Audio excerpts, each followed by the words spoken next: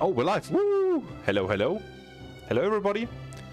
I'm Happy Camper. I'm a reoccurring Retrothon speedrunner coming back for this year with the third game, actually, already. So this is Golden Sun, The Lost Age. Since I last year showed the first game together with Conical Flag, we were racing. But this year I'm back with the second game. I kind of feel inclined to. I'm not racing, but I have here with me Sedetta. So yeah, if you want to say hello to the people. Hello everyone, I'm Zedetta. Yeah, you're also a runner both of both games. You're not yet have run Dark Dawn, right? Same as me. Correct. Yeah. I guess. Yeah. But you're also sometimes running TLA and the Broken Seal as well. Yep. Yeah. We have a lot of time to talk because this will be like, well, if everything goes good, it should be 3 hours, but I'm expecting not everything to go good. So it might take longer if things go wrong. So let's see if we go early or late. And also, by the way, thanks again, Scott, Retro Achievements for the gift sub. you hit the next runner. Well done. So yeah, what you didn't see, what I did actually before going online is I restarted the console, so this is a fresh save file, and I did character manipulation or stat manipulation. That will be of importance later, but we have more than enough time to talk about that if you want to. So yeah, I'll just go into the run in a moment. Let me fix the screen so that I have my notes up.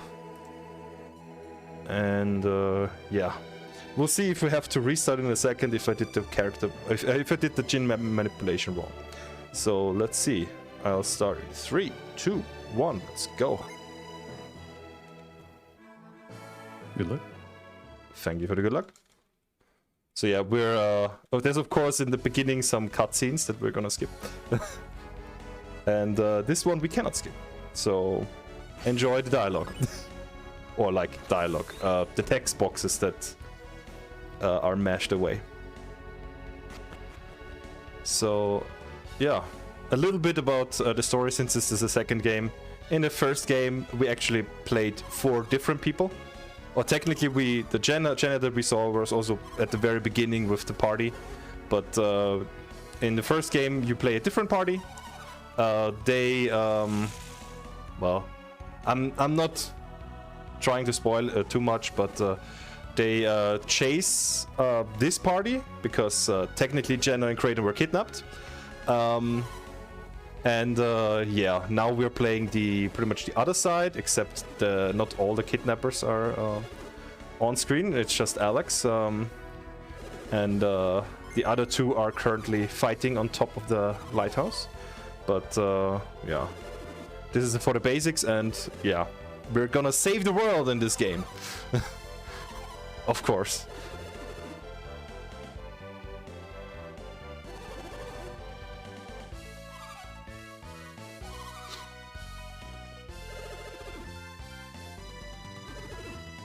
Always wanted to try this out. Well, good that I don't spoil too much then.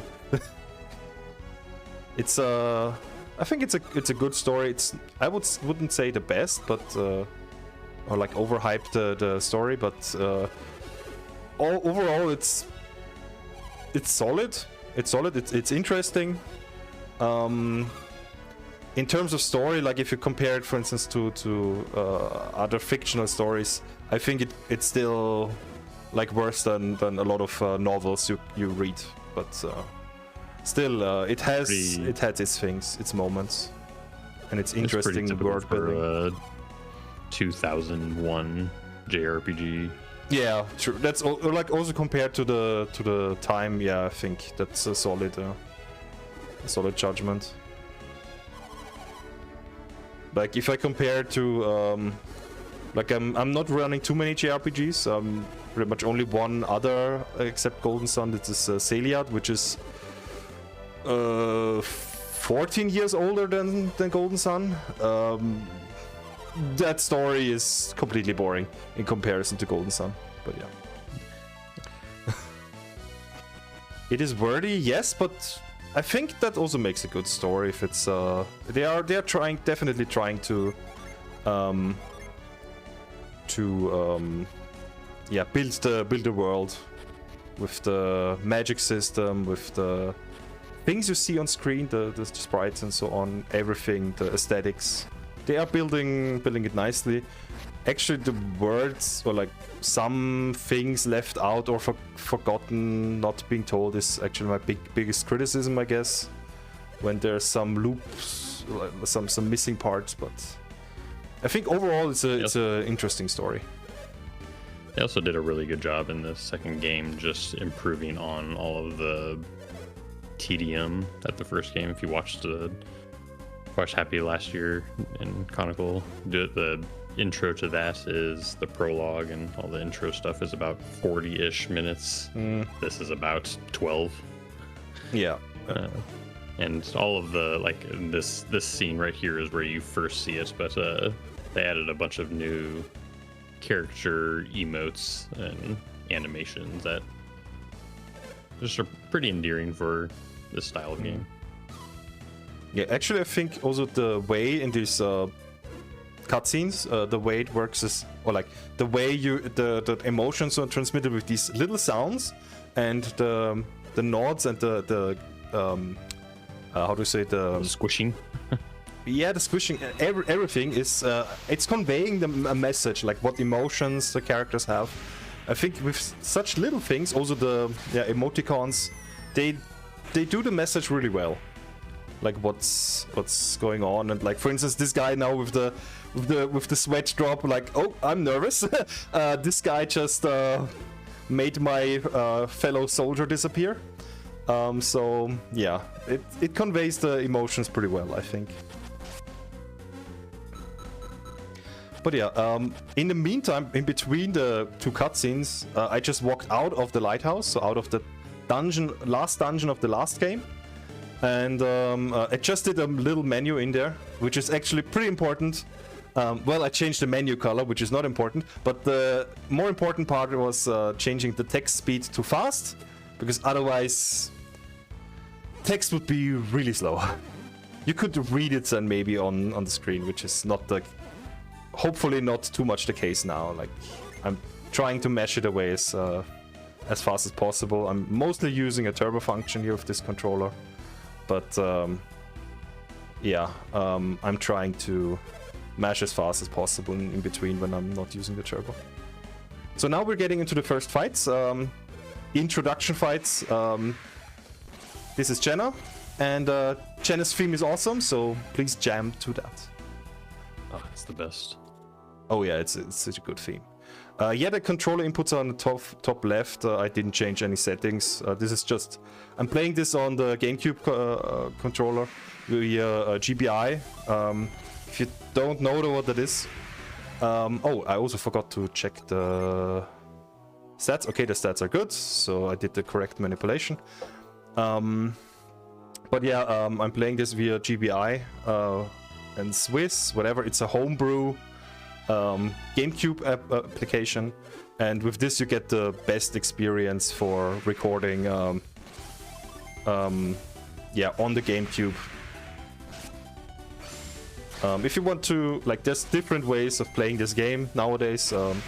They also have this available on the Switch via the NSO. But yeah, my preferred solution, since I got the cartridge, is playing it here on the GameCube. Alright, last fight with Jenna. Or with solo Jenna. Surprise punch out. Okay. Yeah, there's a Fume is really strong, if you haven't noticed it. One-shots everything here, but on that last Ant fight, you have two different choices, kind of, for about the only allowed RNG manipulation in these no save and quit categories.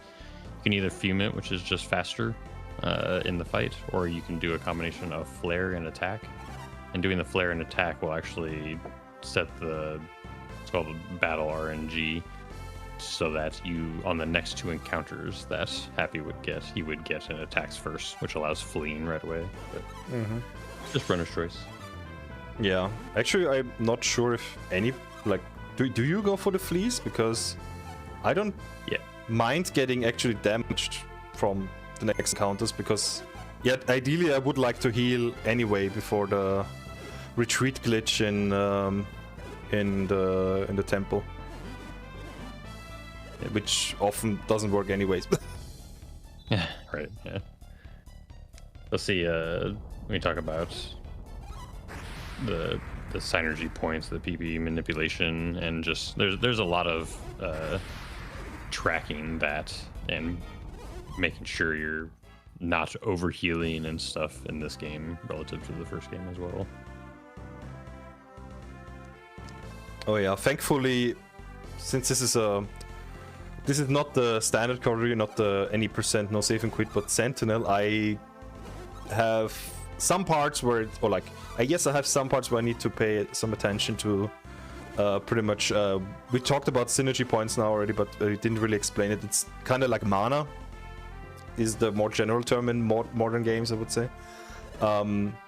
It's how you use the magic in this, the puzzle solving magic, but also the fighting magic. Like the fume is synergy that is used in battle, but you can also use stuff outside of battle. Fume is not one of these, but you can use them to solve puzzles, which we'll see a lot, especially since we now get 2 additional characters that will complete our party of 3. Yes, you see 5 people on screen, but the blue one will vanish in a second.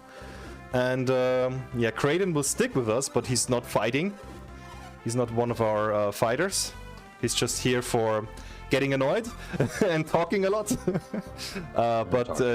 Felix, Shibor, and Jen are here. So the red-haired girl, the blonde-haired girl, and the dark brownish Felix these are the main characters of this party, and we will stick with them for about 1 hour 20-ish. I'm not so fast. So 1 hour 20-ish before we get our 4th character, and then shortly after our 5th.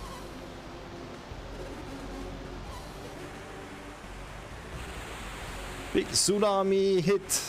Thankfully, we're not put off the island. You're going to make the Kraden rage bait choices. I don't think I get to all of them. I'm not sure where that happens, but I'm making Kraden mad at least here.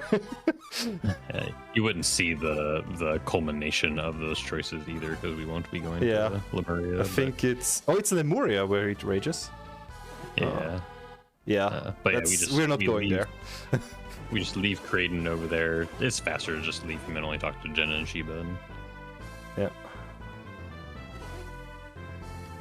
There's a lot of little cutscenes, but the fastest way is just leaving him there. He's actually complaining less than the others, or like, at least the others are also on the way, on the path out here, and it's in the end it's faster to ignore him and let him rant a little bit.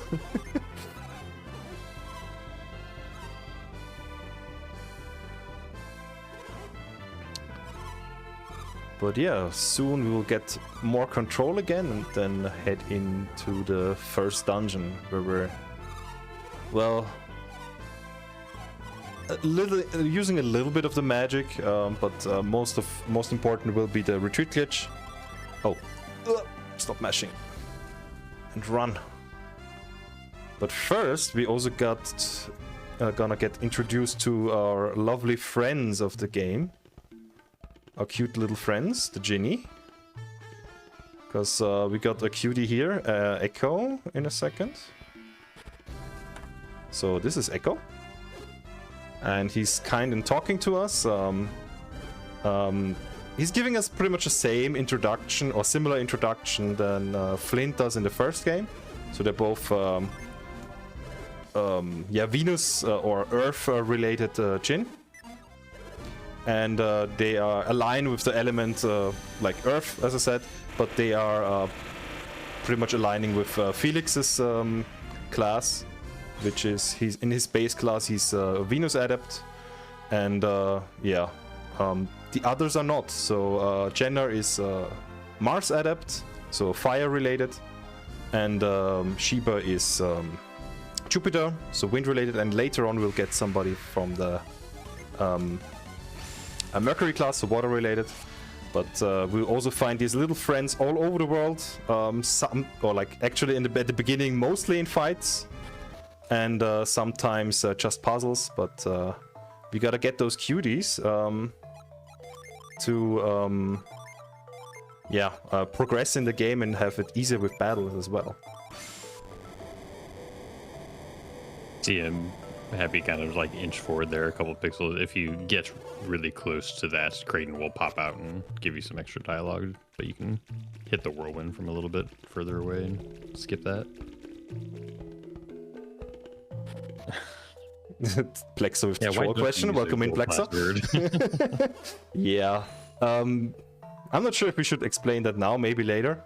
But yeah, there's passwords. If you play the first game, you can get a password to, or use a link cable back in the day to connect your two GBAs and transmit the state of your last save or your, your completed save file to the next game, so to this game.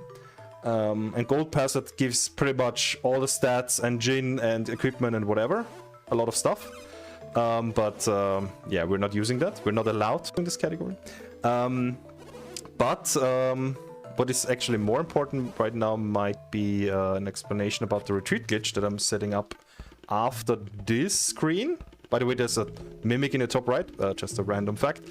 So not all chests are nice. Yeah, the retreat glitch is coming up shortly. Do you want to explain maybe, or? Sure. Felix has the synergy called Retreat, and it costs 6 PP. For some reason in this game, however the way that they coded it, if you have less than 6, it will just say that you can't use it. But the way that Retreat works is it will set your map pointer back to the entrance, whichever entrance you came in for the dungeon.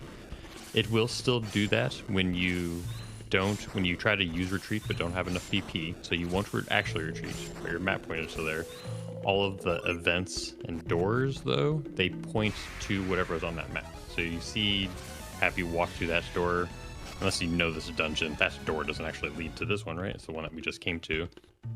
That leads to a different door on the first map or on the first screen that we started in, and that door takes you here. And this skips about a third of the dungeon, a significant more. This next one that Happy's about to do here skips the entire rest of the dungeon. We go right to the end, and we skip the boss that's here, the chest beaters at the end. You'll see him kind of like drop down into a completely different area. Yeah, and suddenly we completed the dungeon. To get the good stuff, to get the item of the dungeon. Yeah, and there's other different kind of applications other than just going through different screen transitions or doors as well. That retreat glitch works on things like chests, and whenever it's also one of the ways, but probably the easiest way when it's available to get out of bounds as well. Whenever you try to go through a door and there is no, I think it's when there's no destination door on where that would lead, it just sticks you out of bounds sometimes. So that's what we do. Yeah, we're gonna see that shortly as well. Yeah, exactly. We're gonna see a couple of applications of this in this run.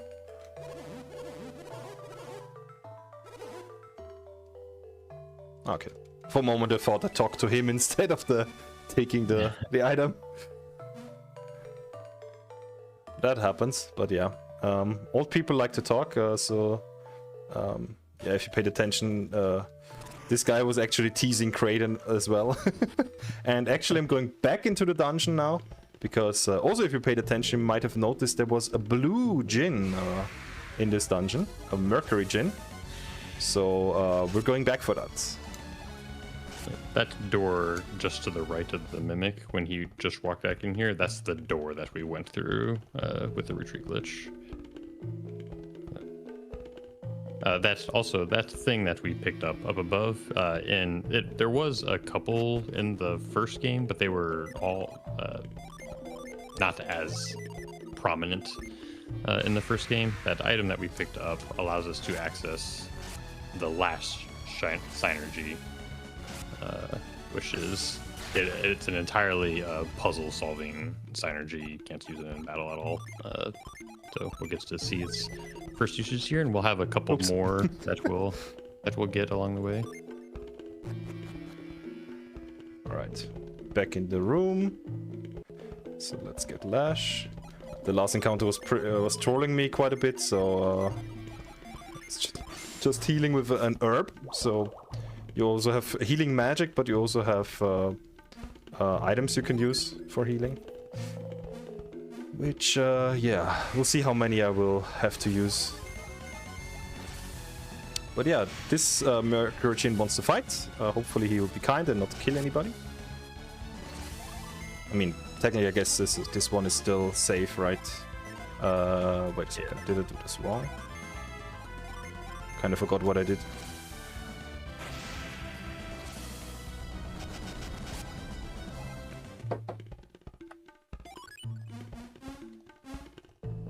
Yeah, like Happy said, we'll be picking up a lot of these Jin. When you level up like any normal JRPG, your stats go up, but it's really the classes from the Jin and the Jin themselves that really provide all of the extra bit of power in all facets to really help you survive bosses, on top of providing utility. And what you saw him use there as summon, when you used Venus. Summons are really strong in this game. Oh yeah. Didn't talk about that yet, but we'll see some very, very strong ones in a while.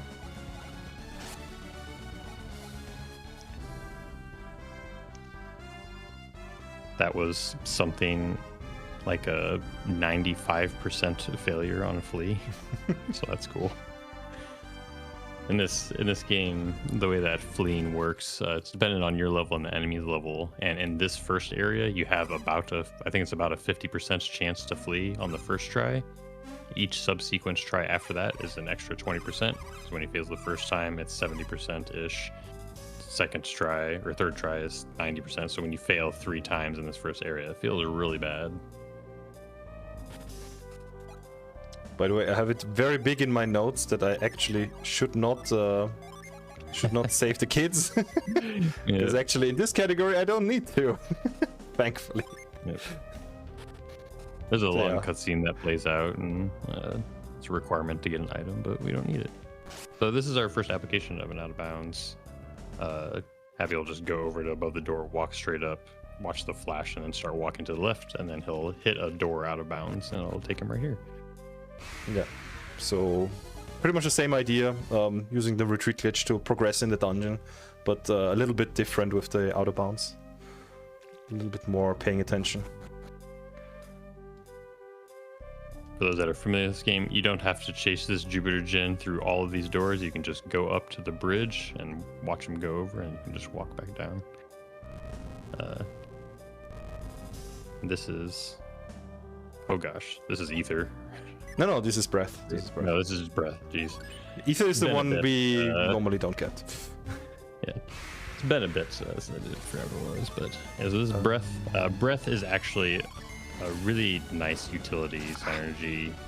It heals, but the nice thing about it is that it's a priority Jin, so it will always go first. So if you're in a pinch and you do need to heal, Breath can help you out there. Oh god, what am I doing?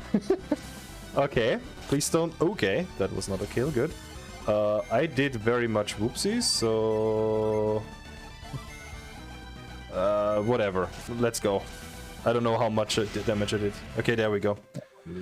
But yeah, this should be a two-turn fight. I did a whoops in the very first one, and then had to be creative.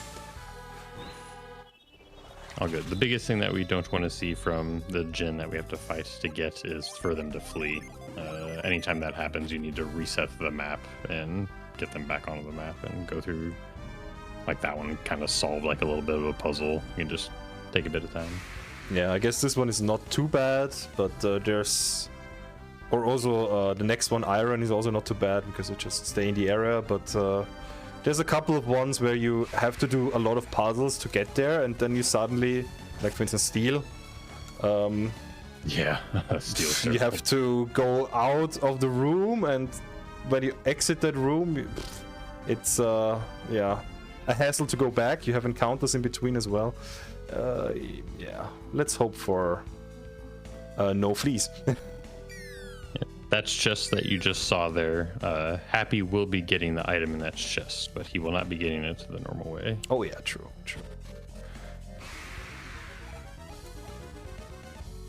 Because it's easier to get 2 items in one chest, right? So yeah, normally you only have 1 item in a chest, but yeah, this is the case where another use case for the retreat glitch.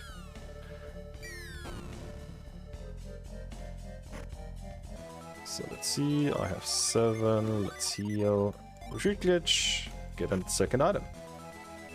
There we go, so we got a mint. Mint does increase agility, and then we also got a metal vest.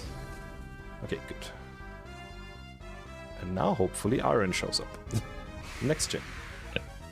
And perfect. If it wasn't completely obvious, we are clearly not in the dungeon that we were anymore. Whenever there is no proper destination door when you use the retreat glitch, as a fallback, it will just spit you out. This is relatively the middle of the map. I don't know why this position specifically was chosen, but oh, there's the flea. But anytime that happens, you can just spit out here. So we'll use that a couple times. It's just faster to get to this area instead of walking all the way through or walking all the way back.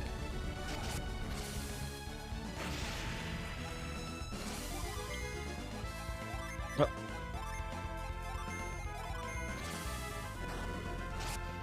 Stay, thank you. Oof. Yeah, Iron can be pretty brutal. Growth does a lot of damage at this stage. Yeah, I think it's still time to heal again. I don't wanna get difficult. Okay, well, I'm at the menu anyway. I will not only heal but also equip the items. So we got the metal vest earlier and the mint, and the mint goes to Felix because he's slow, gotta get faster, and the metal vest goes to Jenna for early defense. Actually, Jenna is currently not the squishiest of our party members, it's Sheba, but Sheba gets some items later.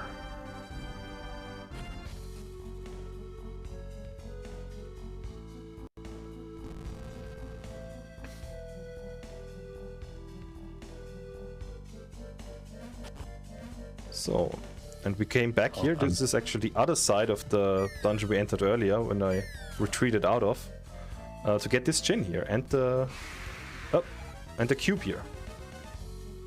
I was actually so confused because I've been playing the randomizer recently, and the gin is on the map when you walk backwards. I was like, why isn't he there? Oh, he's not in the in this game, or in the normal version of the game. Oh, didn't know that. Okay, I did everything, so just pound. Just like the Lash Pebble gives us another puzzle-solving synergy pound. We'll see these pillars and other interactable things to just pound it into the ground or activate. And this is cannon. Yeah, cannon can be... Well, he's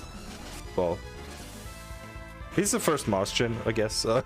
Whatever. He can also be quite annoying, of course, if he runs away or...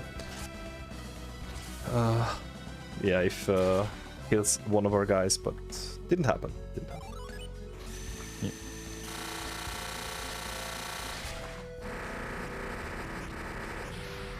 So there's a couple of options. Okay, I have enough for the retreat. But if I didn't have enough for this is how retreat normally looks like. But if I didn't have enough for that, I could I use a retreat glitch as a backup here to get out of the dungeon. I think it's about the same time. Yeah, sometimes you have these backups too. Yeah, it's more. Yeah, for this one specifically, it's a little bit nicer to have about 5 and do it the retreat glitch way, so that when you walk onto the Osenia cliffs, you have enough to retreat to go back after picking up the pirate's sword. But as long as you get enough PP. As you saw, like, Happy walking on the map, you saw him go into a cave and then exit back out. The way that the encounter steps work in this game is whenever you go into a town or a new dungeon or something like that, the encounter steps reset. So he goes in there, resets the encounter steps, and then you have less encounters as you traverse.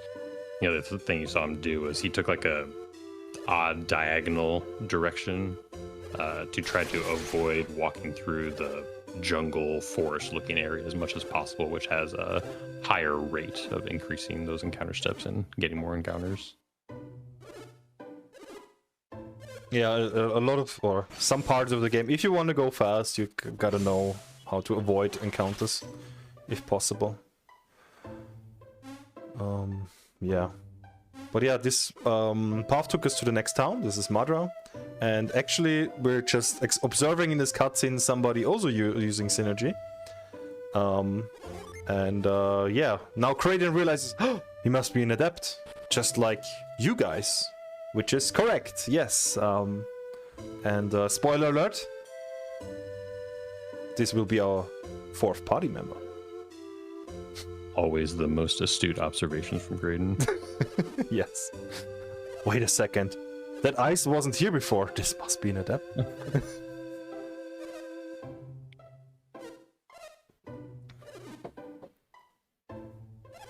But yeah, this guy is imprisoned because...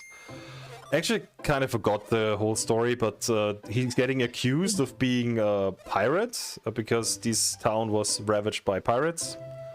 And well, obviously he's not. He's not a pirate. It's a little silly. Like the guy in there that he pulled the ice under or whatever, he's like screaming and yelling at Piers. He's like, "You hurt my girlfriend in the pirate attack thing," and Piers is normally like a really chill dude, and he just kind of like loses his temper at this guy banging on the bars at him. Yeah. I actually want to do is the menu here. So there's an inn in this town that I just used. In an inn you can heal up, not only health point but also synergy points, which is why I did this, because I was realizing I used Fume so often on Jenna that I wouldn't be able to fight, because now is a section where I want to fight a few encounters before actually I kind of need to do I didn't hotkey lash, by the way, where I need to do an in anyway, so I just took it now, and I will check if I need it later as well. We'll see.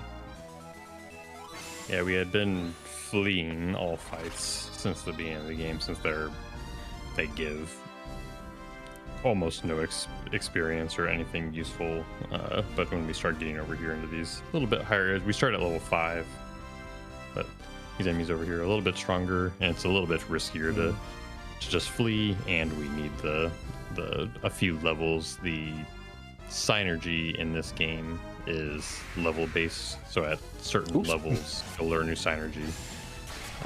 In the one that we really want coming up, that's a little scary, but the one that we're really wanting that's coming up is when Jenna grows to level 6, so get access to Flare Wall.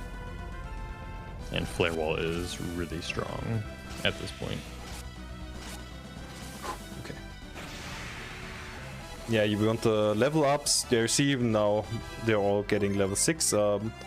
Also, I think we need a little bit of gold for the next, shopping, for the next shopping tour.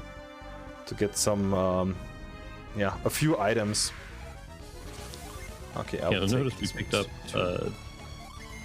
a pirate sword and just haven't equipped it. That's because we're not going to use it. We're just going to sell it. Yeah. It's for money, not for fighting. Yeah, we're basically just mostly using... ooh, okay. Interesting. Well, then I guess I use Earthquake. A chonker. Yeah. Let's fight this. This is juicy experience, though, I guess. But yeah, I can, if there's a little amount of enemies, I will fight with Felix here. But if there's 3 enemies, I can just also use Earthquake, I guess. I'm not too familiar with the strats actually to clear these encounters optimally. But I'll just do whatever and should be fine. Actually, I'm gonna ignore that one now.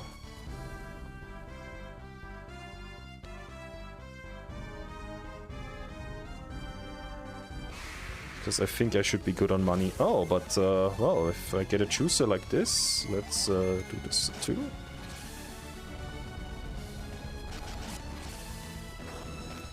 This is at least decent experience.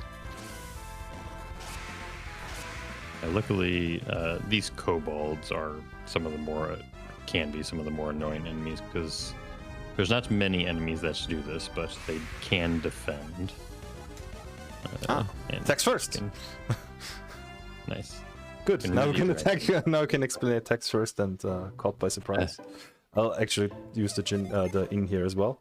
But attacks first is pretty much it gives you an extra turn before the enemy can act. So you get a turn for free. And caught by surprise is exactly the inverse. Then the enemy takes a turn before you. And what I actually also did, or like what it actually also gives attacks first is a free flee. Like you are 100% guaranteed to flee from the encounter if you want to. Wait, let's. Right, here's a little bit of shopping. Okay. I'll take an elixir for the bricks fight. Oh, that's on you. And some herbs for healing, because I will do a lot of fighting now, and at some point I could run out of synergy points that I cannot heal anymore. So it's very helpful to have something around. This. Yes. Oh. How about no? Let me go. Thank you. Alright. Always forget about that. Since I changed classes, now I cannot heal with Felix, so I gotta change back. Okay, here we go. Because this setup is for this next fight, which is Jin again.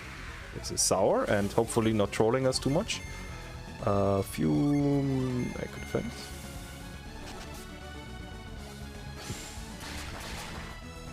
Exactly sour 45. Yeah, sour is one of the first Jin that's actually scary because it can kill one of your characters. In this case, Jenna. Oh. To get some bad targeting and stuff.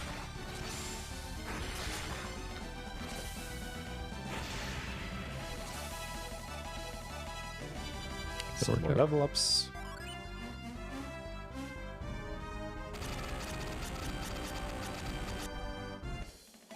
But yeah, this is a bit annoying, but expected. Now I'm gonna do another menu. Heal up. As I can. Oh, actually I'm draining Felix a bit fast here. Should be fine, I guess. It's not gonna use a lot for now. Can recover a little bit, but yeah, now the party will do a lot of fighting. So I will, and also puzzle solving in a moment when we're going into the next dungeon. But first I gotta walk there, which is a while. Ouch.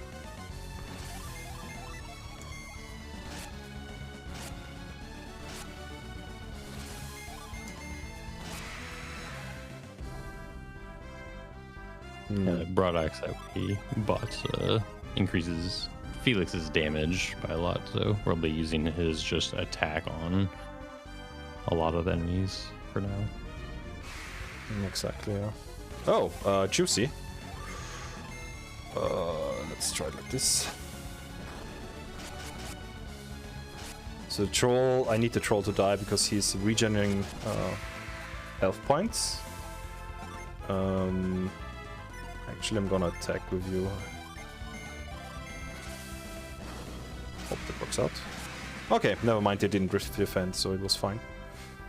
But yeah, as I said earlier, these kobolds like to troll and defend, which is then very... I think that was an attack first. No, I'm not so sure, but anyway, it worked out. It was, yeah. All right. Something that's something new. Yeah. So yeah, I was just opening the world map. There's actually a world map in this game. Useful for casually, for later. But yeah, for speedrunning purposes, we use this to clear some memory out of how you want to call it, bad parts that could mess up out of bounds sections later. So yeah. As this also kind of hints at, we are doing an out of bounds in a bit. But first, regular dungeon time. This is Ayers Rock. In the first game, other than some like caves and maybe more normal types of dungeons, you only have the lighthouses. In this game, they have you go through a rock for each of the types. So there's Ayers Rock, Gaia, Aqua, and Magma Rock for each of the four types, and this is the first one. And yeah, only one of two that we see in this category, because we're gonna skip two of them. Because yeah, this is not any percent, so we're not completing the full game. This is sentinel percent, which I didn't explain yet, but yeah, I'm not completing the full game. That would take a while longer. But I'm just beating one of the super bosses with some extra tech that is not available in the, let's say, the standard category, the any percent no saving quit. Yeah. Yeah, we're saving a turtle, exactly as chat just says. Yeah. Making friends with a few animals. Yeah, the trade quest. But yeah, that's for in about 1.5 hours.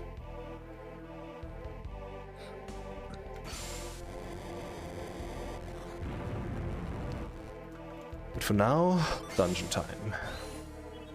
Alright, I didn't scroll my notes. Where am I? And the turtle betrays us. What? I guess that's maybe a hint to that it's sending us into a dungeon where there's a super boss and tries to kill us. Yeah, you could interpret it as this way, yeah, sure. I should have done this differently. Whatever.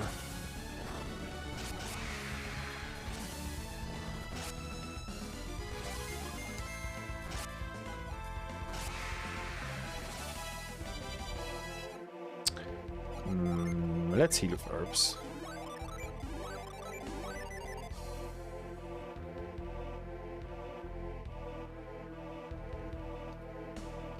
So yeah, this Gaia's rock, or actually all of the rocks, they have an external part and an internal part. What am I doing? I'm just attacking.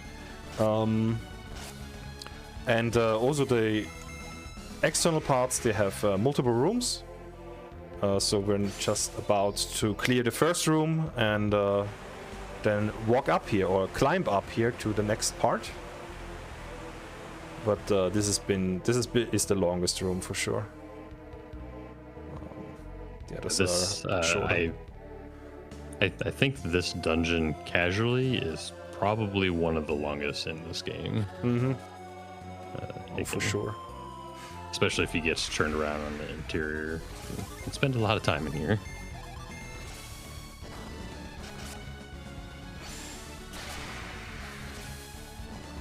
Oh, we will be coming up here shortly on some more out of bounds movement, but it's a little bit different than what he did in Shrine of the Sea God when he just kind of lined himself up and walked out of bounds. The retreat glitch also works on ladders. So you saw Happy go up a ladder to do a screen transition. And a retreat glitch works on that as well. So it's not just walking through doors. The way that these screens work is that he'll go up a ladder with the retreat glitch, and he will just continue on to what would be the next screen with all of the geometry and stuff loaded still, and he will navigate through that screen on some ladders blindly. We call it the blind climb here, and there are a couple of different parts to that that can help a runner navigate through it. One of them is that when you are on a ladder or climbing in any way, you can't open the menu. So he'll use that to know that he is on a ladder, and then when the menu does open, he'll know that he's off of the ladder. So that'll help him figure out where he's at. And then the other thing that Happy needs to track during this is his retreat glitch status. So he wants to make sure that he is in retreat glitch whenever he goes to the top of any of the ladders, so he doesn't accidentally do a screen transition. But at the end of the blind climb, he needs to make sure he's out of the retreat glitch so that he does do a transition. So you'll see him kind of like wiggle the screen back and forth to try to get an encounter and get out. Whenever you go into an encounter, come out of it, out of retreat glitch status.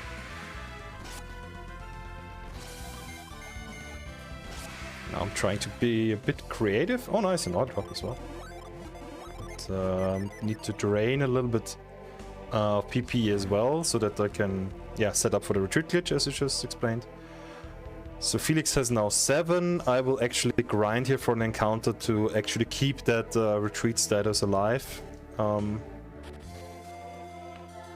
Because, otherwise it might happen that I get one in between where I don't want it. Then I will need to set it up again. Let's do Flare Wall, Earthquake, Ray, whatever. So now Felix is at 2. And retreat glitch is enabled, and this is the ladder with the retreat glitch. So, or like we're blind climbing into the next screen. And I'm not sure if you mentioned it, but also one of the reasons why this is important to keep the retreat glitch here, or like while we're doing this, is this next room has a certain property that it actually sends us back to the screen if we don't solve a certain puzzle, and we're pretty much skipping that puzzle this way, because we would need to solve other puzzles to get to the point where we would be able to. Oh, I'm failing. Oh, there we go. It's failing here for a while. Oh, why am I not? Okay, there I am. Okay, good. Go up. And now is actually the part where I solved the puzzle, or like partially at least. I put a pillar out of the way so that I can solve the puzzle completely. Now I need an encounter actually to come back to the screen, to properly enter the screen, as you will see in a moment. Yep, there we go. So this was the pillar I pushed down, and I actually have it still hotkeyed. And this now solves this room. You see this fog all around. This is the property that resets the screen So even if I technically could climb up before solving this this ladder here, which I also did blindly, to try to get to the next screen, but this fog would prevent me. But this fog doesn't exist in the retreat mode. So yeah, that's why. So with the retreat glitch, we get past that property, and can finally enter the interior, which is hidden here below the ground, and get to some next shenanigans. Don't worry about this purple stone on the ground at all. It's not important. No, it's not important. But we'll get back to it. Yeah, let's do this fighting. Oops, whatever.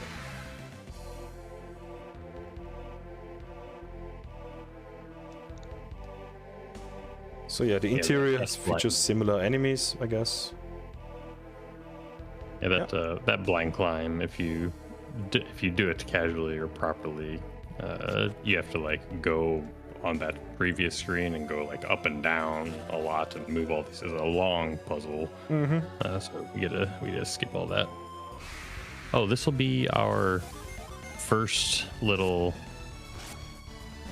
collision manipulation. Oh yeah, here as clips, well. Yeah, so you'll see Happy kind of like line up on certain pixels here. And he's going to push this log over first. So you can see him like line up on certain pixels, and then he'll move the pillar back over to where he's at, and Felix's collision will overlap just enough with the log where he'll kind of like bounce up onto it, like just like that, and then he'll be able to climb over and hop over and skip the puzzle.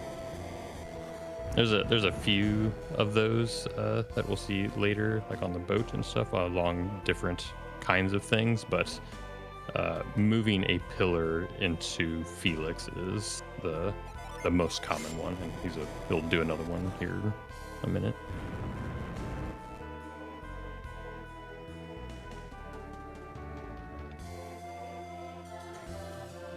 Yeah, true. So get to a second one. This will be hopefully I'll also get it afterwards, but I also set myself up for another retreat glitch in the next, or is it the next room? Or no, it's in room after, right? It's the next room. Oh no, it's the next room. Right. Oh, I have 18. Oof. But we still have a fight. Good. Let's burn some with earthquake. A lot of these pillar clips, you can kind of like retry them. This one is one that you can't. As soon as you move the pillar to the place where you want to clip up onto, it is set there. So he has one try at this. Yeah, otherwise well, it's not too bad if I fail it. Like, it's the same room, but it pretty much ensures another encounter. Okay, hopefully I'm in place. No! Well, I could retry it. Oh, it takes a while. But I don't think there's encounters here, right? Oh no, I just had an encounter here. Never mind. There are encounters down here. Okay. This should hopefully be correct. Oh yeah. Maybe that was... there's also sub-pixels in this game. Oh yeah, I got it. There's sub-pixels also in this game that can ruin alignments like this, but it's... Actually... Oh, I forgot to retreat. But now we can actually see that this stops now. This is why we do the retreat glitch here. To stop this vent from blowing us away from the exit. But now I actually need to fight, because if I retreat glitch through this door, I'm in the wrong place. And I want to go into the right place. Luckily enough to, like, this, you see Happy like going back and forth against this wall. Like, there's these couple of tiles here that are the only location to get encounters on. The rest of that part doesn't have encounters on it. Yeah. Immediately into another retreat glitch that drops us from the ceiling, which is bringing us to an important location, because well, we need to activate some these whirlwind statues again.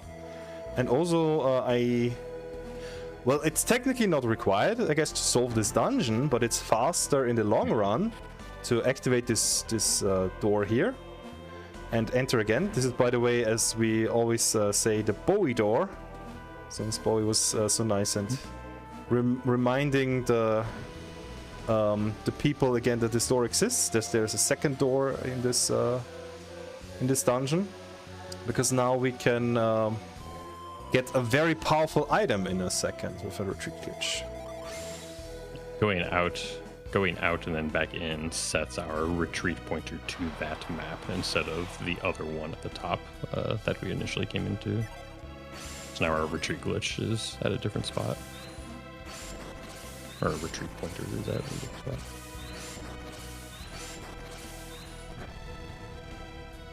So yeah, retreat glitch worked on stuff like the vents, just kind of like remove some items. You can go to different locations through different doors. You can open up different chests. You can also interact not just with chests, but just other things that are on the map that are interactable. So we first came in that top door. There was a purple stone on the ground. It's called a synergy stone. Normally you pick it up and it refills all of your party's PP. But with the retreat glitch, it's going to give us something entirely different. Correct, I'm at 5. So yeah, here comes the Soul Blade. Most powerful weapon in this game. If you at least consider it that, like, there can be arguments for others, I guess, but at least for speedrunning purposes it is very powerful, because it gives a ton of attack to Felix. Oh, let's move. And we'll use it on encounters here in a second. And it doesn't have the highest attack stat in the game, but it has weapons in this game have what are called unleashes. It has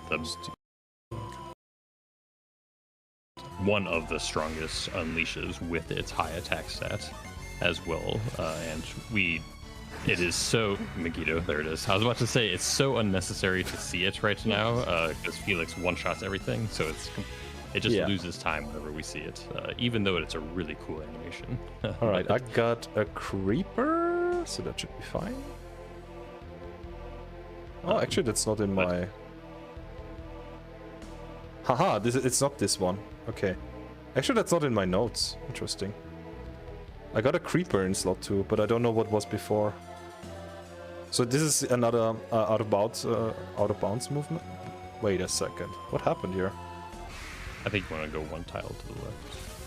Anyway, now I got Emu. Yeah, I guess I didn't hit it, but there's two different setups for this out of bounds, depending on what enemies it was in the second slot, because there are some that mess this up. Let's say the standard configuration. Whoops! No, I lost my way now. Whoops.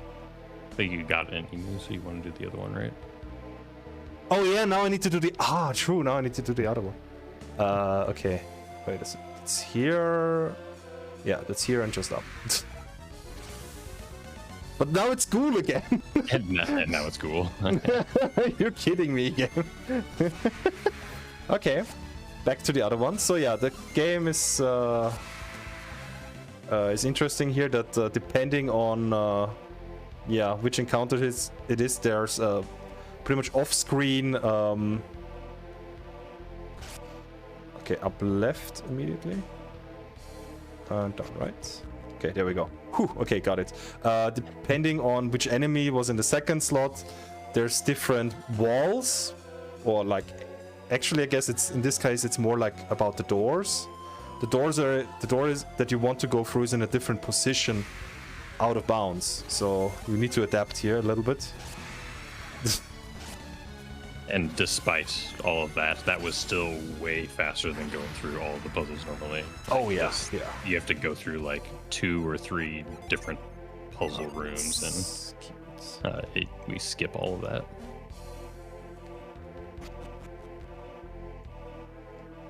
Yeah. This dungeon is very broken when it comes with retreat glitch. Oh yeah. This is also the dungeon if you want to visit the fastest category of the game, the any percent with ace. Well, there is ace in this game, so arbitrary code execution, and it's in this dungeon. You need some, let's say, more advanced synergy to actually make it happen. But yeah, in the fastest category, this is a pretty much the location where you set up the ace and yeah, have a less than 1 hour run if you're good. Yeah, I think the any percent run is like 50. I think the fastest is like 51 minutes and yes, something like this, change. or I think it's not yet sub 50 at least, but Yeah. I might be wrong. So yeah, we're coming up towards the end of the dungeon, and well, one of the payoffs we already got, the soul blade, but the other actual thing we need here is reveal, which is a new synergy to yeah, make hidden stuff revealed. It's when we talked about like the way that chests, like you can retreat glitch and get different chests. The soul, hopefully it's clear, the soul blade is not in this dungeon normally at all. Oh yeah, yeah. But when we interact with that synergy stone, the way that it does its look up on the item table is it just happens to look at, I think it's just looking at the last item in the item treasure table, and that just happens to be the soul blade. That's why we end up getting it here.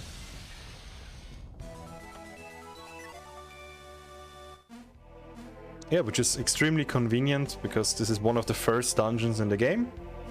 The ones before it's not possible. I forgot to heal here. Let's do this right now. Oh, I still have 22. Well, 21.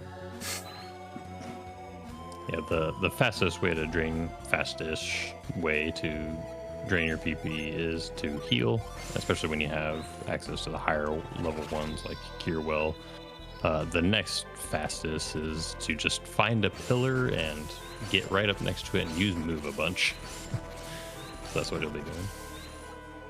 Okay, good. And the reason why they see him go down to 7 or 6, so that he has enough to retreat, but will be low enough to do another retreat glitch when we walk out of here. Yeah, I just need it in just a moment, because I mean, depending on how you do this early game, you don't need to, or like when doing casually, you might not be doing this Ayers Rock first in this section. You might go to Yampi Desert, which is the next location, but we're making it short because of a retreat glitch. This is reverse Yampi Desert. So we're doing a retreat glitch to... Oh! I didn't clear the map, with the map. YOLO? I think YOLO. Yeah, let's try, let's see what happens. It might be funky. Let's count. 1, 2, 5, 6. Nope. Okay, it's not where I expected. So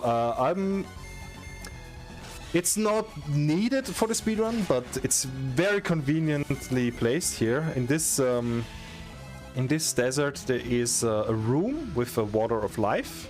Water of Life is the revival item. So with this, we can yeah, revive downed party members, which is especially good in the early game before we get actually the magic, the synergy that can actually do that, because it's especially tricky in the speedrun because of yeah, class things. You want to explain? I'm focusing on the other parts. Maybe I'm trying it again. Yeah. Yeah, in this game and the first one for that matter, there is very limited availability for reviving. So having a water of life at this point. Otherwise, you need at least 4 Venus Gin.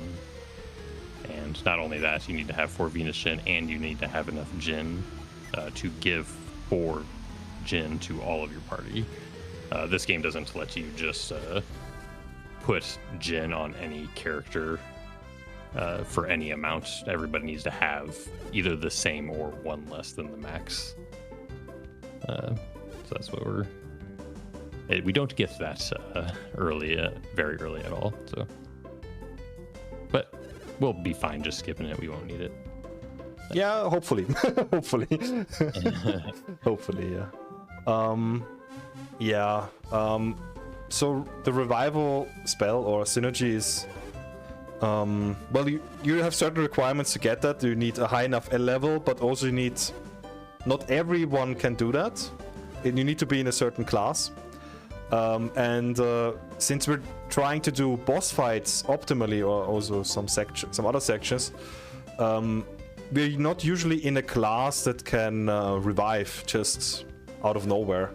So it's very convenient in some parts to have a water of life, especially in early game when there's some sections where you can die, but you don't have the access to revival yet. Because the only other way to revive is to visit a town. So, for instance, here in the top left screen there is you don't see the house yet, but there's a symbol somewhere there, or should be, that says that this is a healer. That's one right there. The third walking past there's the symbol. But yeah, they are.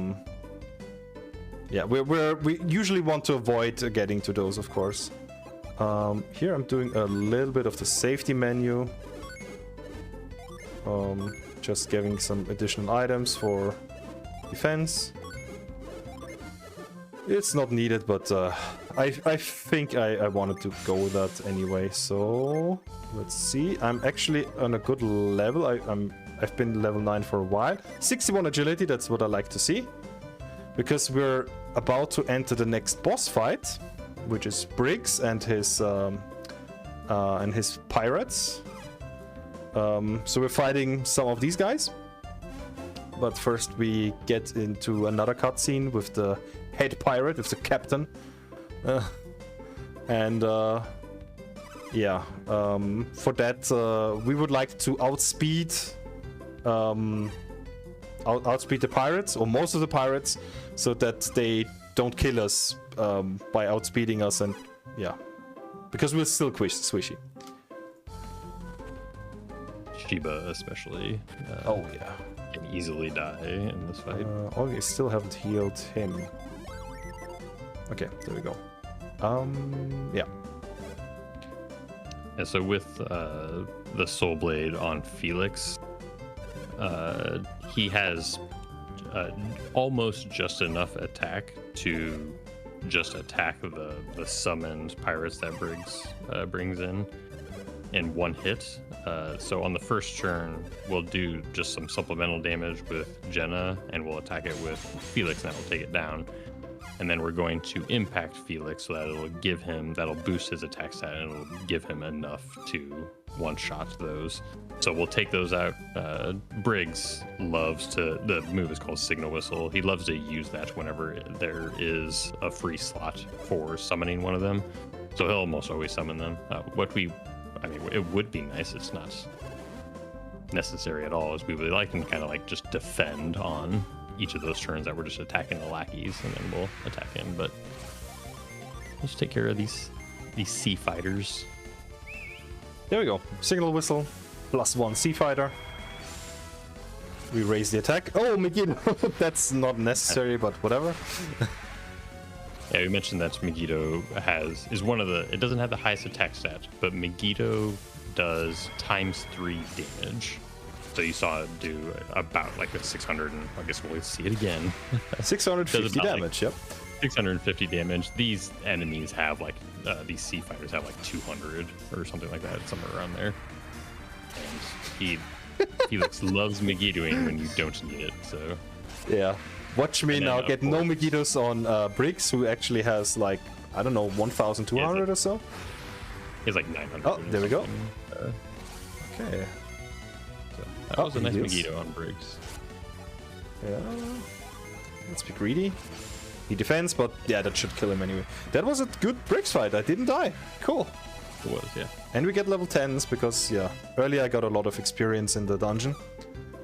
So we're on track on experience route because it's very useful to have level 10 for the upcoming part. Because earlier we went through Yumpy Desert, as I said, in the reverse way with the outer bounds. And we're going back to this because we still need a synergy from that dungeon. And it's faster to do that, well, now, after doing breaks. Even though the boss is easier. Yeah. And with level 10, we can use another interesting synergy called Avoid. That skips all the encounters in the area if the average party level is higher than the level of the encounters. Something like that. There just is a set level on each map, and it's usually the highest enemy level. It's usually about that. Yeah, but since now everyone is level 10, that is good to be fast in the next dungeon. Just do avoids and don't have to fight at all. This is a bit of a longer cutscene, so actually I will step away for a moment and just turn on the light so that you can actually see me if webcam is still on. I don't know if it is on stream, but I'll turn the light on. Be right back.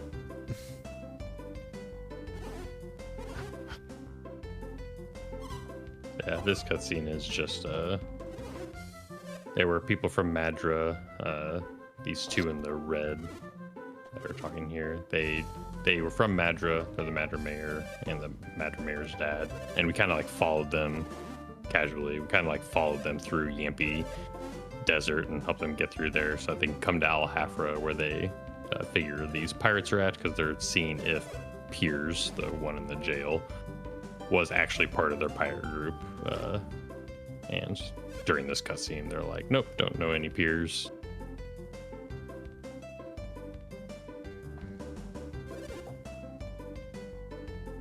Piers is not part of our group of cool pirates.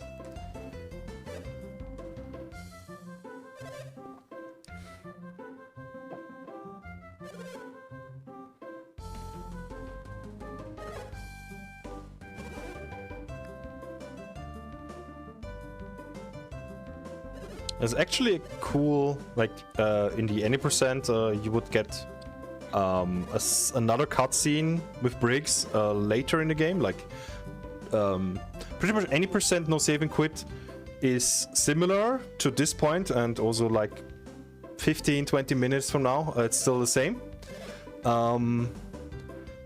But we would get back to this town later on. I don't need to do that for Sentinel percent. But there would be another cutscene with Briggs, which actually has also a cool glitch to skip some puzzles and some cutscenes. Using a sand glitch. It's also awesome to see and set up. That out of bounds took me a while to learn, and also thanks to you, Sedeta, I learned it. Yeah, it's a fun one.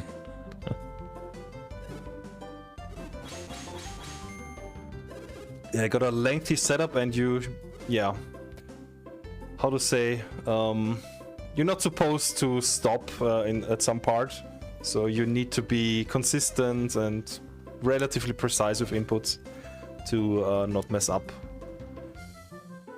And yeah, and get the skip. But yeah, we're not doing that in this category, so.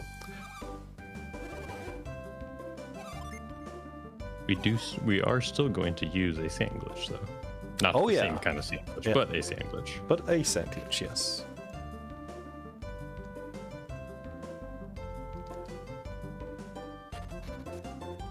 Oh, girl, please.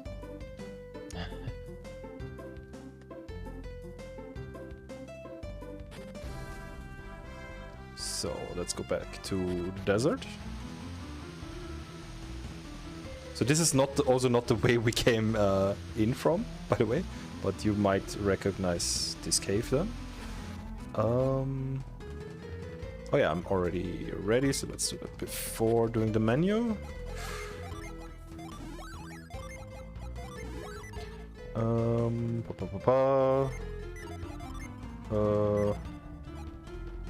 Okay, now what am I supposed to do? Oh yeah. Pound and avoid, as I talked about earlier. We're gonna use avoid to avoid the encounters. And we have to also use pound here for a few puzzles. Or actually more like blocked paths, I guess.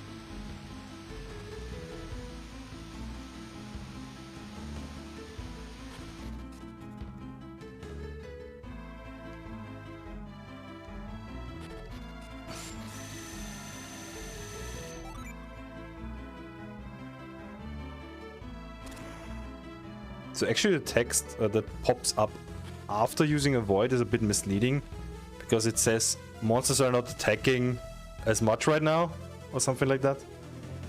Well, they're not showing up at all. Yeah.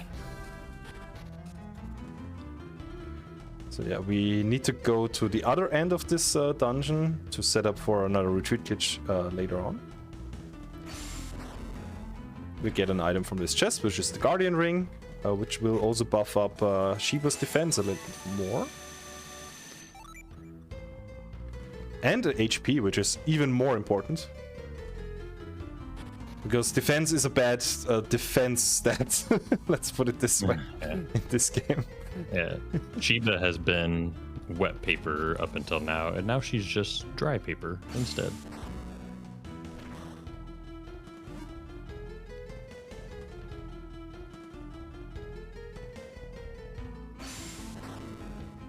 Yeah, just like Ivan in the first game.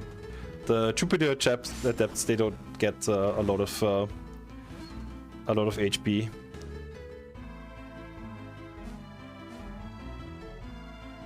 Unless you're called oh god, what was her name? Wolf Girl? Sveta, yeah. But yeah, no spoilers about Dark Dawn, right?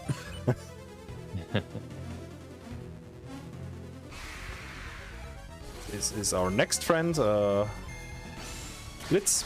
No caught by surprise, so I'm safe to just bash him down with an attack with the Soul Blade with Echo, does a lot of damage, and Blitz joins the party. That it's so unlikely to get a caught by surprise and a flee here, but if you did, that would be one of the worst gen for that to happen on. That you have to like go out to the left and then redo all those pounds to get back up to Blitz. I think it happened to nobody yet. No, none of the runners. Yeah. Oops. Actually, now on screen we have already the next boss, but he's hiding in the sand. It's a scorpion. He's just Scorpion shy. King. Yeah, he's a bit shy, yeah. Right here, I'm using avoid one more time. And with the pound here, pounding these pillars into the ground is actually, yeah, shoving the Scorpion King into the right direction to, yeah, move him where we want him so that we can fight him in the boss arena. Yeah, but first I gotta do a menu. Oh, okay, yeah. Well. Oh, no, don't retreat. That would be a bit bad. We give that to you. No cannon. Guardian Ring is here. Just gives 4 defense, but it gives, I think, 10 HP. That's very useful for Shiba. This is the second boss of the game. Even though we did Briggs, we did that out of order. This is the second boss, and you're definitely not supposed to have the Soul Blade right now. So we're just gonna buff up Felix's attack and hope for some Megitos. Just Boom! So I think one more attack and he's down. Do I need to impact that? Whatever, I'll just impact. Yeah. And now Yeah, Megito. Okay, there we go. Yeah. It's up like 700 HP. Oh, he's still... Oh, he's defended. Oh, he has more than that. I thought it was like 700. Interesting. I would have thought for sure he would go down there, even though defense, but interesting. Actually, I should heal first, maybe. Oh, that's a shame. I think I never had that happen, that I still have so much PP left over. But I guess I should have stand by the Jin. That's a bit bad because now I need to move quite a bit for the retreat glitch. So yeah, out of this room we're gonna retreat glitch and not do the normal way, because yeah, as you will see in a moment, we'll get where we were some time before, if somebody remembers Iron, because this is technically the 0 coordinate of the game.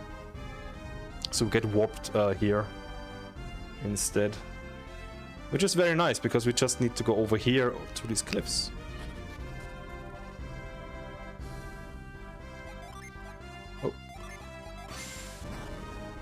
Dog is showing us the way.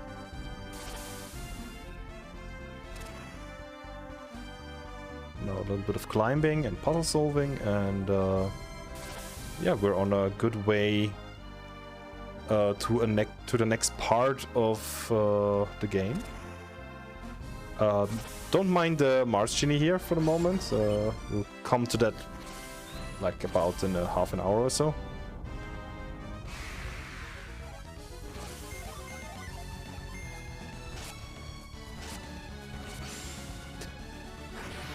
Megiddo! Ransack. Ouch. That hurts. And another Megiddo. Awesome. Time killing. Yeah. Every Megiddo that we see in these normal encounters is like 4 seconds of time loss. So. Oh, also I forgot to do a menu. I forgot. Yes. You get go. So actually trying for Speedy Isaac. Felix. Felix, not Isaac.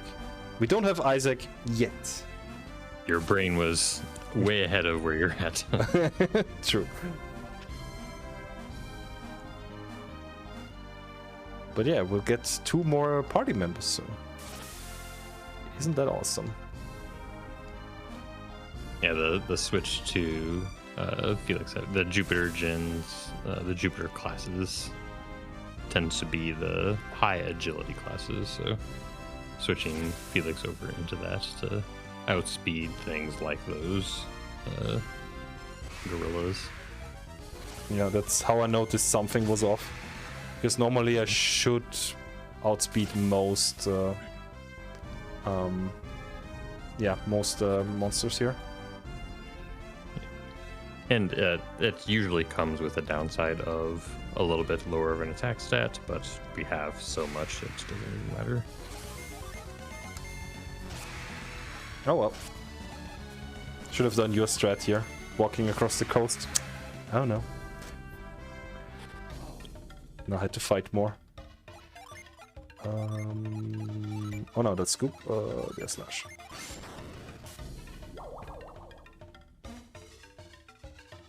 So we get an additional item here to buff attack, but we don't need it yet, so we're not equipping it yet. This is a Jeweled Crown. Boosting a little bit of defense, but also attack. But we'll use it later. I'm getting a lot of Megiddos. It knows you're in a marathon. Oh yeah. And a lot of encounters. Ouch. Okay, let's see. Scary section coming up. I also got, are they called fairies or sprites here? I think they're called fairies. Fairies, okay.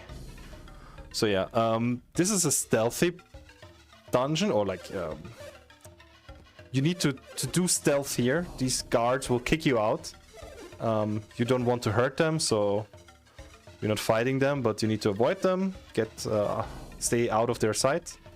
So we're constantly trying to we're constantly doing some puzzles here that avoid their paths.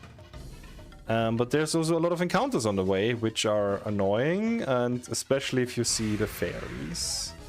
Okay, good, no fairy encounter. The fairies are especially dangerous here because of sleep. They tend to use sleep, and if your characters all sleep, you're in danger.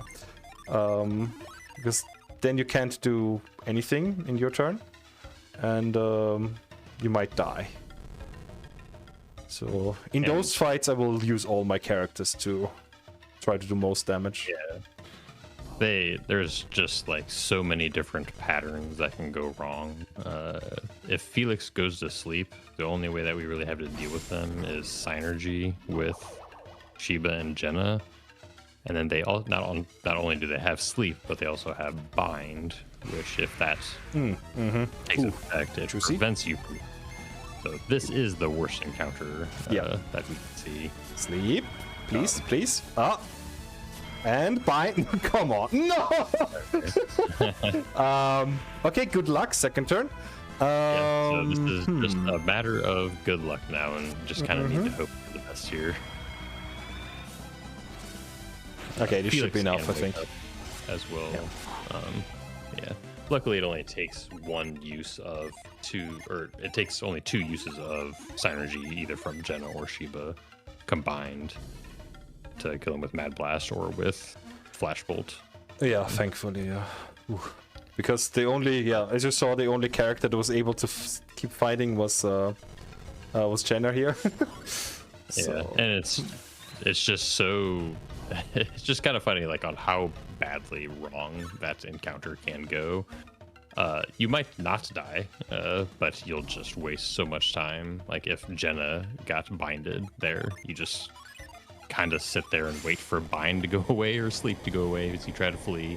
And they don't do an insignificant amount of damage either. They have Wind Slash, and their attacks also do quite a bit to both Jenna and Sheba, so a character dying there is definitely something that could happen. But yeah, which would be bad because I don't have a Ward of Life, and yeah, the next town is a bit far away, and also the last town is now a little bit back, so it's good that you're not dying. If you can make that happen. Luckily too, we haven't seen, like, these assassins can also do quite a bit of damage to Felix as well, and they can poison him and stuff. We just mostly don't want to see triple encounters in here. Again, they are back. They're back for revenge. Okay, that should be fine. They're going down. Yeah, they're going down this turn. Now I actually can go into Boxing Bob's question. What got you into running Golden Sun? For me personally, well, I love the game already back in the days. Not only, well, I also like the story, but also especially love the magic system. Which we touched a little bit about it, but maybe not in deep depth. But it's an awesome magic system. The combining the Jinn with the classes and enabling different kind of classes with magics to pretty much create or try to beat the bosses the way you want to. Trying to optimize, and in the speedrun it's very fun to, or like especially I actually liked it even more to route some categories that I haven't done before, like Miraless in the first game. to optimize it a little bit in the way I perceived it. So that got me into Golden Sun, because there's a lot of a lot of fun to be had with the game. How is it for you, Sedada? Because we now have a good time with the cutscenes here. Yeah, pretty much the same thing that, you know, like when I was younger, really enjoyed these games so much, and getting to play a game that you good music over and over and over, that was really enticing. I remember I think I had watched Plexus speedrun at HGQ in like 2019, 2020, somewhere around there, and was just like, why don't I just try doing this and give it a shot? Yeah, I definitely agree too. I haven't done a whole lot of like the non any percent no save and quit, but I do really enjoy routing, figuring out different strats and stuff as well, like you kind of mentioned.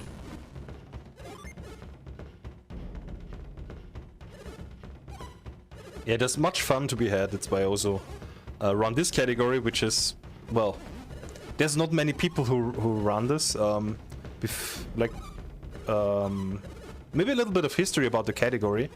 Some years ago, it was more like when this. We'll explain the glitch when we get there. When a glitch was discovered that is very relevant for this category. Some people were theorizing, yeah, we could do now early sentinel or early what was the name again of the magician? Dark Magician? Star Magician as well. So some people were theorizing, so especially Raffi, Kari. I'm not sure if Rayleigh was also into that, but some people were routing it a little bit, trying it a little bit. Some people, I think, also back then completed runs, but they were not really happy with their times. As far as I heard, for Rayleigh, Raffi completed the time, but wasn't really happy about it, so they didn't really set up a category. But a year or so ago, Ollie also touched this category, and yeah, he got a pretty good run. Sorry, I need to focus now a little bit. And yeah, since then I also came into running this a while ago. Cannon, there we go. Okay, there we go. No, that's not what I was supposed to do. There we go. And yeah, also a couple of days ago, I just noticed also Regnant Rice is also put out a time on this leaderboard. So now we are. Wait a second. Oh yeah, this is correct. This should work. Yes. Cool. Yeah. So now we are 3 on the leaderboard, but there's a little bit more completions, but not all of them put up on the leaderboard currently. Yeah, as Plex corrected me, yeah, there's actually 2 glitches that enable this. We will mention them when we get there.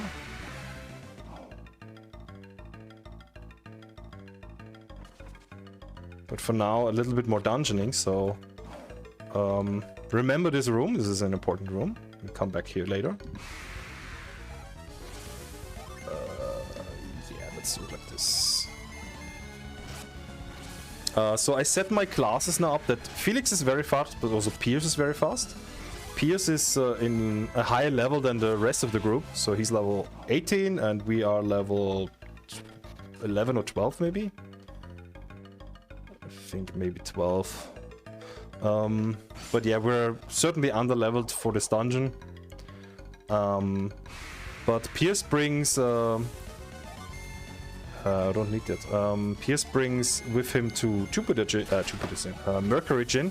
So now we have the access to the highest tier summon of Mercury, Boreas. And that kills a lot of things. but it is still relatively slow. Also because you need to, when you use the Djinn for the summon, you also have to unset, what was the word? I'm not remembering.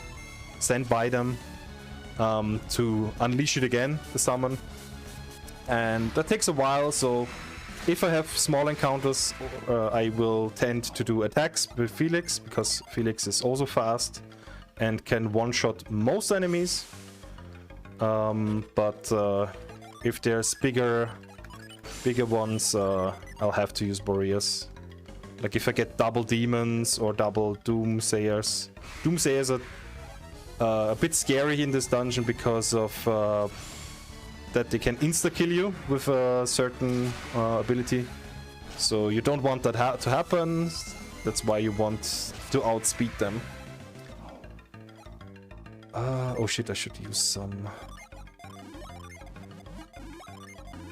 Astro Blast. Damn it.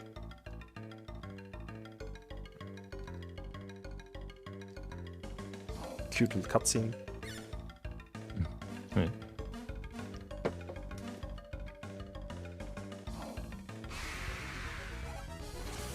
Oof.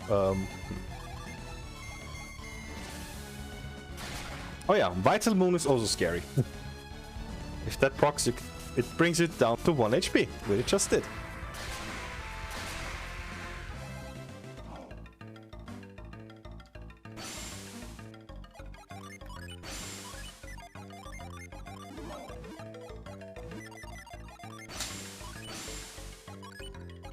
Oh.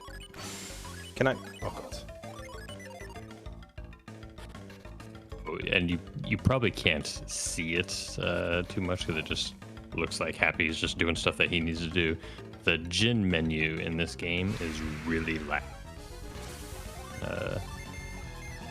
In the first game, it's nice and smooth and all inputs just kind of like go through. In this game, it's kind of clunky and laggy and can get kind of difficult to like move and stand by and move like properly and fast.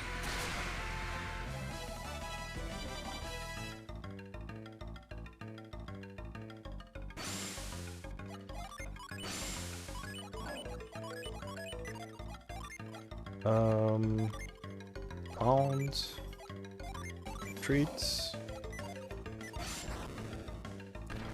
So now we're setting up for. Oh, well, technically we need to solve this puzzle here, which is getting this cog into position that something in the dungeon changes. Text for. Oh, that's so convenient though. But also inconvenient. Oh god. Okay. But I'm also, to get there fast, it's good to do a retreat glitch. Since I still have a lot of PP on Felix, I need to drain him now manually, because normally I try to do this with encounters and healing, but in this case it didn't really work that way. But now we're on the wall, walking on the wall. This is intended. Yep, just very intended mechanics of the game. To go get faster to the other side of this room. Level 13 already. Feels pretty early.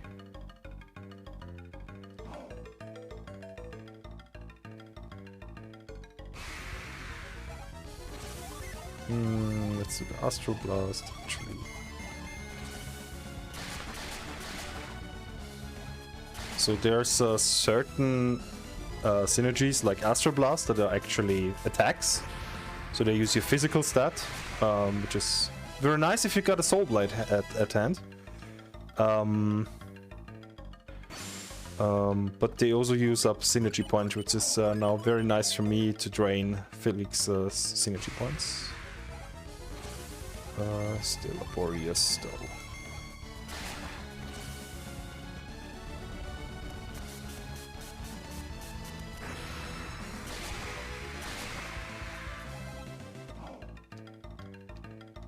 So yeah, this is way faster than just going through some more rooms to get to this point casually.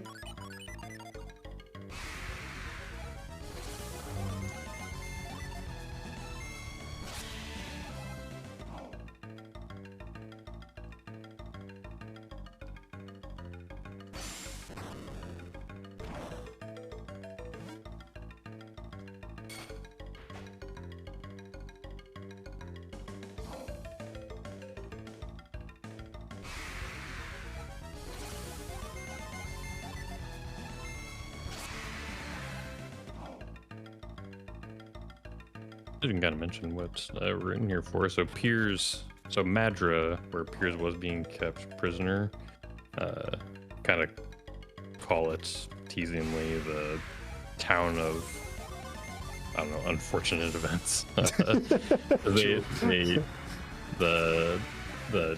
tsunami at the very beginning of the game happens, and it kind of like messes up their town, and then that's also kind of brings Briggs and his pirates there, and they attack it. And while you're over there handling Briggs, the Kabambo people come and attack the town, and they actually steal Piers's item that helps him control his boat. So Piers has a boat, and that's kind of what we've been doing at the beginning of this game, is searching for a boat. Yep. And Piers has one, but he needs his, it's called a black crystal. He needs that to be able to control the boat. So the Kabambo people stole it. We saw them at the beginning in this statue trying to like offer it up as a offering to the Kabamba statue is what we're in right now. And so we're trying to help him get that back, and it's totally not for selfish reasons to just have a boat. No, we're just helping. This guy is also helping. This is Steel. He didn't run away, so that's technically helping in my book. Yeah. It's yeah, also like the worst too, because he's like a 2-turn fight. So if you have something bad happen and you, or wait, no, is he a 1-turn fight? No, he's a 1-turn fight. He's a 1-turn fight. Okay. There are some Jin where they are 2-turn fights, and you'll go through the first turn and then they'll flee on the second turn. It's just extra time loss.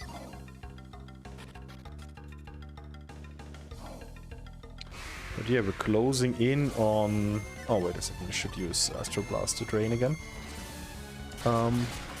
Closing in on another cutscene, and this will now diverge a bit from any % no save and quit, because I'll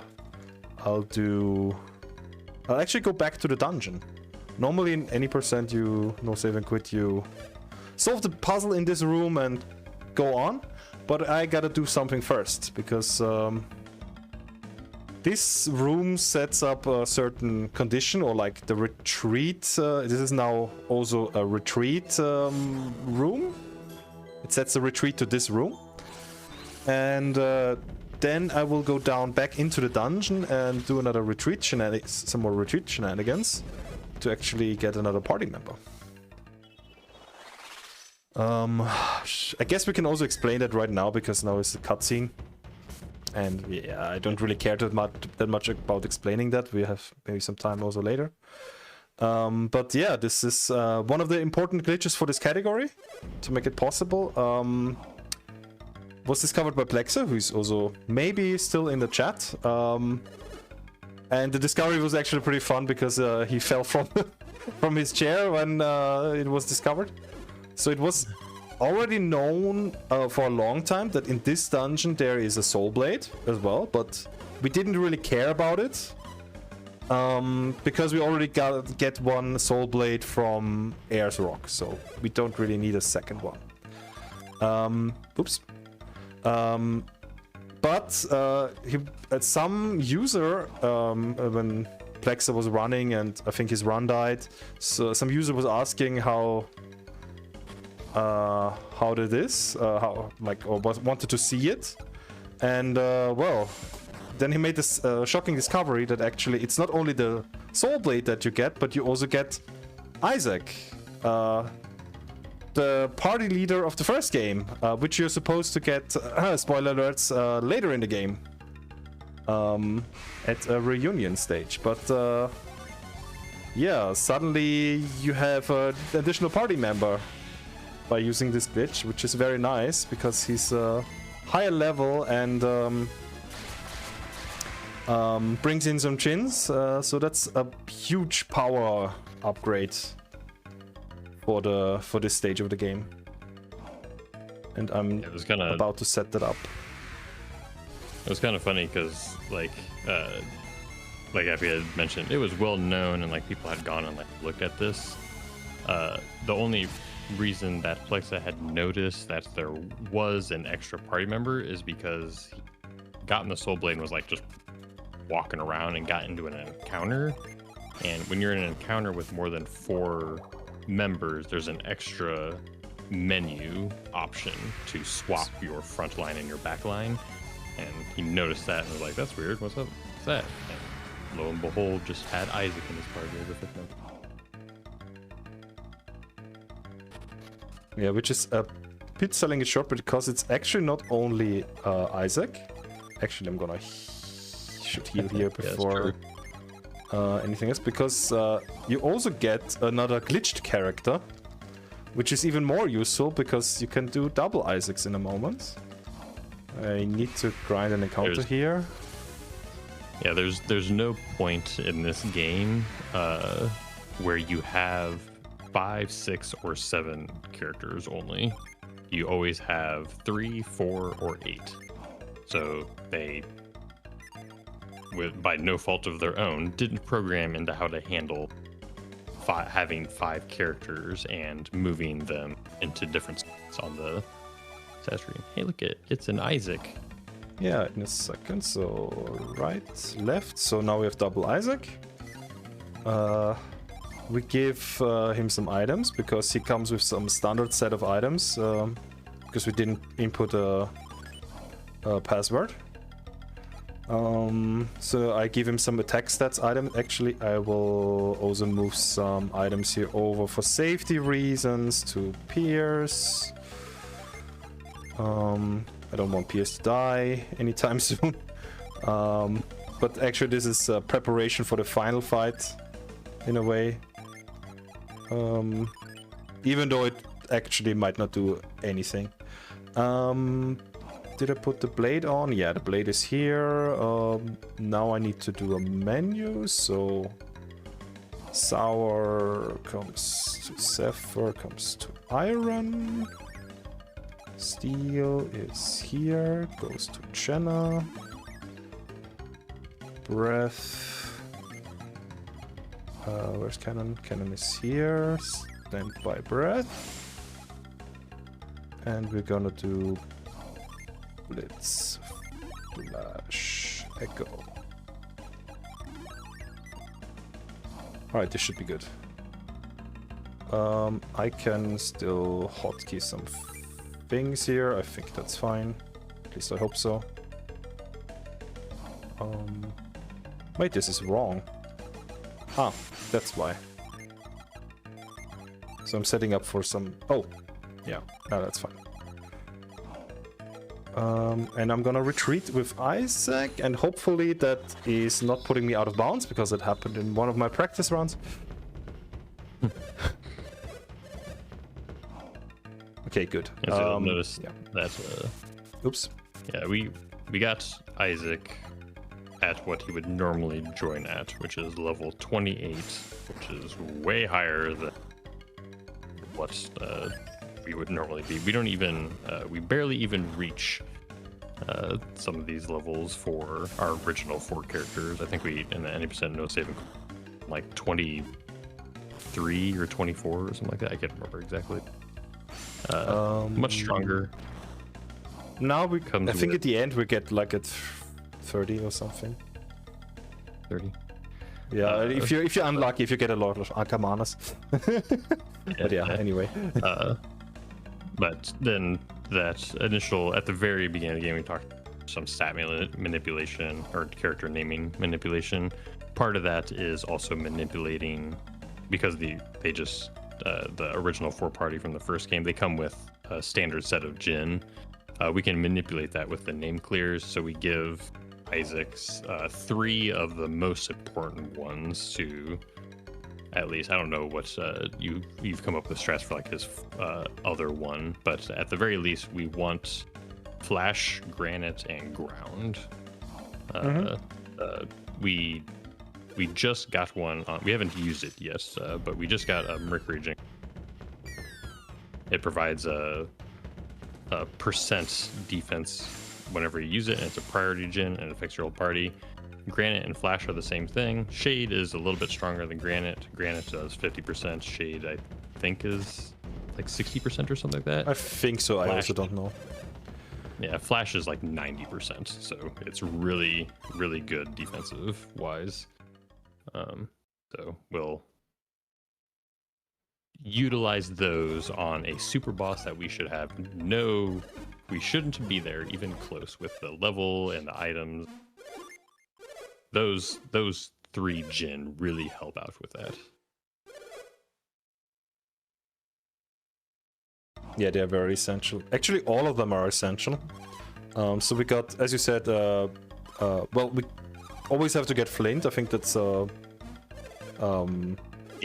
I think that's a set. You cannot get not Flint in this configuration. You get Granite and Ground, the 2 defensive Jin. We get Zephyr for speed purposes, which is actually not so important for the Sentinel itself, but the fights before, the monsters before, it's very important to be speedy. And Flash, yeah, as the important Mars Ginny. I can see why you might have had to do 50 name clears to Yeah. get the important Jin. Yeah. Yeah, get all the Jin, yeah, that are important.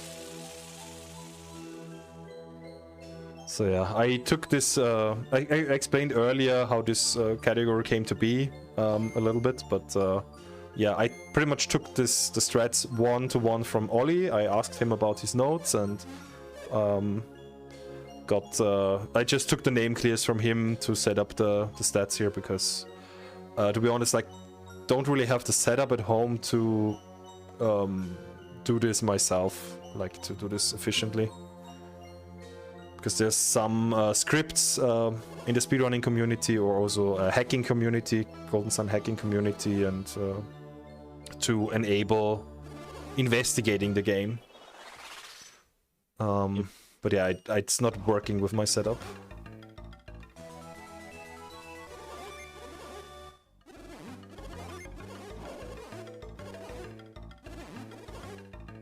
But yeah, we didn't really explain anything of the cutscenes here, but pretty much, in short, we got back the item that was stolen from Pierce, the black orb, by also talking to the shaman.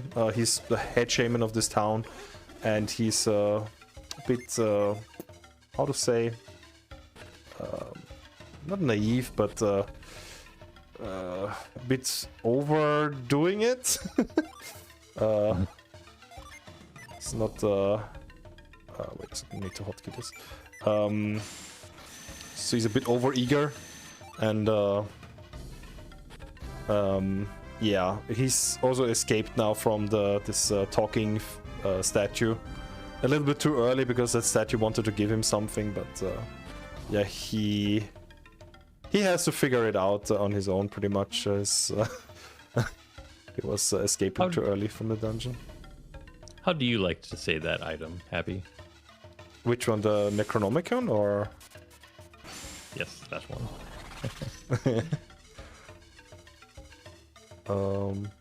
It's a good book. It's a good read. Yeah. But yeah, actually, I haven't really gotten in touch with it too much. How's the fight again? Oh yeah, I remember. Yeah, this is the next Ginny. This is Waft. This is done totally different in any percent no save and quit, but here we can just attack with Isaac, and it goes down so fast. It's silly. And we had mentioned earlier about avoid usage, and it's all about what your front party is when you use avoid. And since we have Isaac on such a high level, it'll be well above the avoid requirement to not have any encounters. This is, I think this is one of the reasons why the community decided to not allow picking up Isaac in categories like any percent no save and quit. Is for this first half of the game, it kind of like dumbs it way down. You just kind of avoid everything and just kind of walk around and blow things up with Isaac. Not super interesting. So yeah, it's kind of silly then. The early game. It's already kind of silly enough with the Soul Blade, but yeah, it gets even sillier when you have a level 28 character with super good Jin. But yeah, there was also a question by Plexa. What happens if you use a gold password? Good question. With this glitch, I haven't tested it, or I'm not 100% sure, but I guess you get all the items and Jin that the gold password brings in for Isaac. Like you can also get all the synergy items from the first game, which would actually be pretty useful for clearing the whole game, which is also why this is very broken. I think this is in it's not no save and quit plus, it's the other one, right? It is no save and quit plus. Oh, it is no save and quit plus, okay. Because there's also another one that is also using this glitches, right? Oh no, that was Fusion Dragon maybe. that the Chronicles showed at some point. I think like the Doom Dragon %, yeah. Yeah, that's what I meant. Oops. So yeah, it's if you use a password, it's getting even more broken. Transferring all the stats, Jin's items that you put on Isaac, but yeah, it is Sentinel %. We don't do that. For well, let's say it's the community agreed to these rules. It was a bit tricky to actually define all of that, I guess. Which was also at the beginning an obstacle. Like, how should the category be defined? How much do we want to allow for this to still be fun? A fun category to do. Still, a lot of people, struggle, and also I will struggle with the end of the game because the Sentinel can kill me, the corridor before can be brutal and kill me easily. So we'll have to see how it goes, but yeah, it's really struggling to get a good time in there. So it's a real struggle.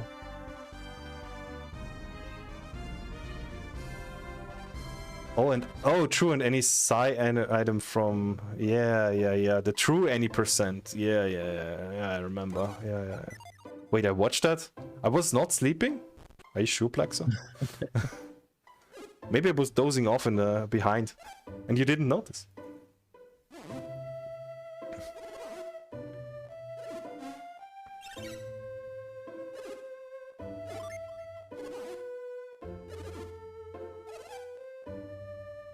It also allows a little interest, like at least for boss wise, since we're just fleeing and or avoiding enemies as much as possible.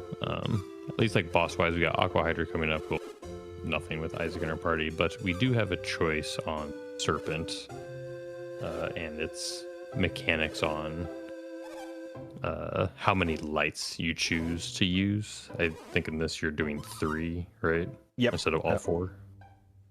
Which is, yeah, choosy way of doing this, but yeah, it works out with the Jin we got. Oops. Yeah, there's a Aqua Hydra as the last boss. The last boss that isn't multiple enemies, at least. All bosses after Aqua Hydra have multiple turns, multiple actions during a turn. So Serpent has a certain amount depending on how many lights. I believe still 3 lights. He only has 2 actions. No, he has 3. He has 3. He does have 3. Okay. So he'll have 3 actions, and then the sentinel also has 3 actions, right? Yeah. So a move like ground, which stops an action, is really helpful.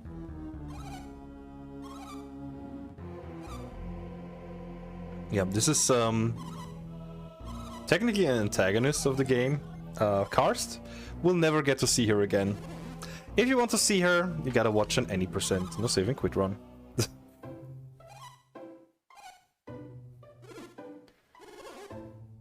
This cutscene is also kind of funny in this category, or any category that picks up Isaac, because Sheba kind of teases Jenna about having a crush on Isaac, and Isaac's just kind of like there, just listening. Yeah, ladies, I'm here. I can hear you.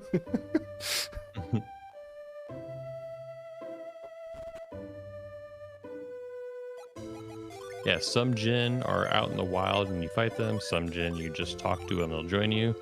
Some Jinn get picked up as pets by an old couple. Yeah, that's so awesome. Like most of the Jinns we had to fight, I don't want to, like, these must be awesome fighters. Yeah. Or maybe they just, like, baited it with cookies or something. Yep. So yeah, this is a trade. Like, we give them some healing fungus to help. I think it's the old guy that is sick. I think it's just an ingredient to make his favorite soup. Oh really? Oh, I forgot about. I thought I think somebody was so. sick. It's his favorite soup. That's cool. It's even better. And he gives us. They give us their pet.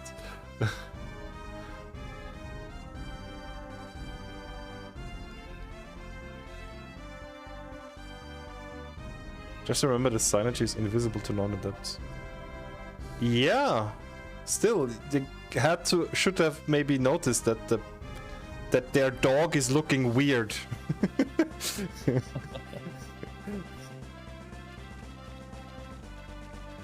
Alright, we are finally at the boat we mentioned.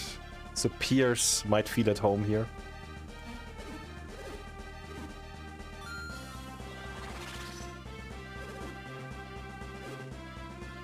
Which brings us to, well, I wouldn't say it's the most exciting dungeon.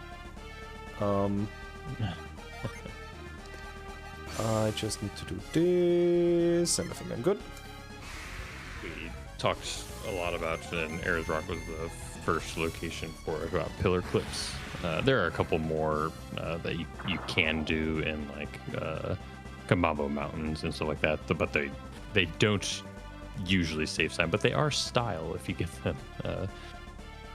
But these aqua jellies, when they die, as you just saw, they create a puddle, and you can frost a puddle to create an ice pillar. Well, the aqua jellies don't have the same collision, so you'll see Happy kind of like line up here and get far enough into the aqua jelly collision on the right pixel.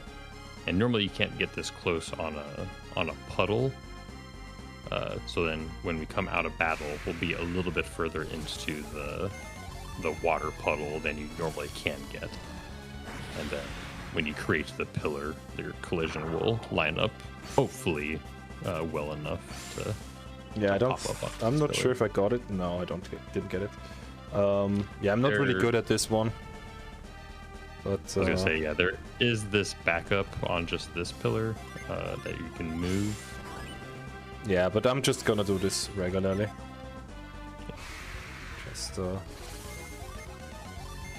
Just fight the other aqua jelly and do it the casual way of just climbing over them.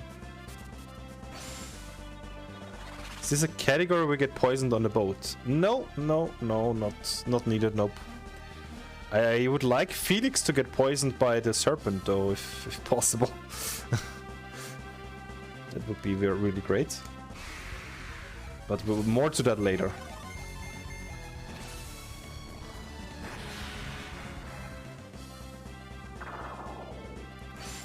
So yeah, this is mostly yeah,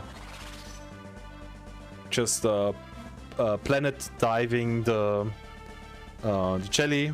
So planet diver is another synergy that uses your attack stat and is Mars aligned, so it does a ton of damage to this Mercury aligned aqua jelly. And we just build ourselves some pillars with the frost to solve these little puzzles and platform over to yeah, through this ship to get to the aqua hydra bosses mentioned earlier. Oh.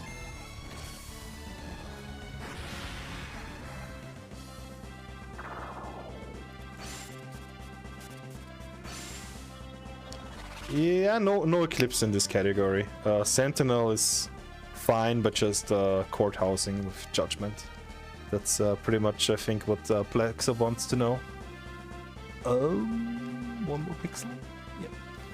This is another alignment for another pillar clip. There we go.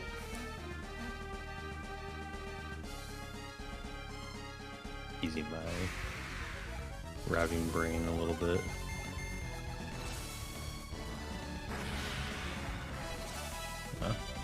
So Sentinel is weak to Venus and has a decently high Jupiter resistance stat.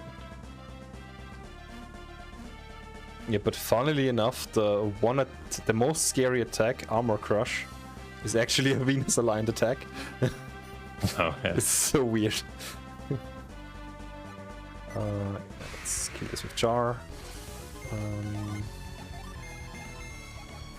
Yeah, something I haven't touched upon, but there's also rainbow kills. If you paid attention right now, sorry that was a bit late for a warning, but that our enemy was now flashing in different colors, and that's because I used a Mars Djinn to kill it. It dealt the final blow, and that means we get some extra experience and rewards. Okay, I actually forgot now to pay attention. I need to get Kindle for you. Steel grounds. Oh yeah, and I should stand by those again. I guess those two. Let's go. Alright, this is Aqua Hydra the Sentinel % way. This will look a bit silly because it is. I'm just basically attacking with 2 Isaacs and 1 Felix and hoping for a lot of Megitos. Because it will go down soon. Kindle is boosting the attack as well, so... Oh, nice, another Megiddo. Deals a ton of damage.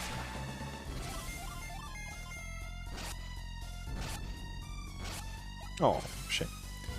This hurts. I don't want to see much of that, because that might actually be able to kill me. The Raging Flood, but yeah, thankfully it's already over. Yeah, that is something we didn't mention. So we have 2 Isaacs, and he does get 2 actions. And he shares everything, so every PP usage, it just takes it out of his pool for both to use. Whenever he uses the Djinn, he can only use it once. He can't use like 2 of the same Djinn. It's not like a duplicate, it is just him twice. What that also means is that whenever they use AoE things like Raging Flood, is he actually gets hit twice as well. He has a lot of HP and a lot of defense and stuff like that, so he's usually fine, but it can get a little scary. I see.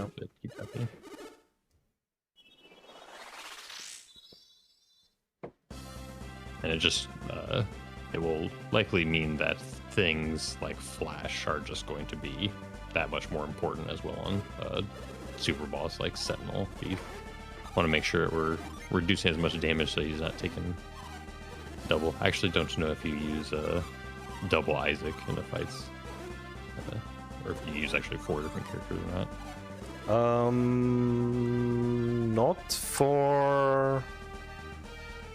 Not for the bosses.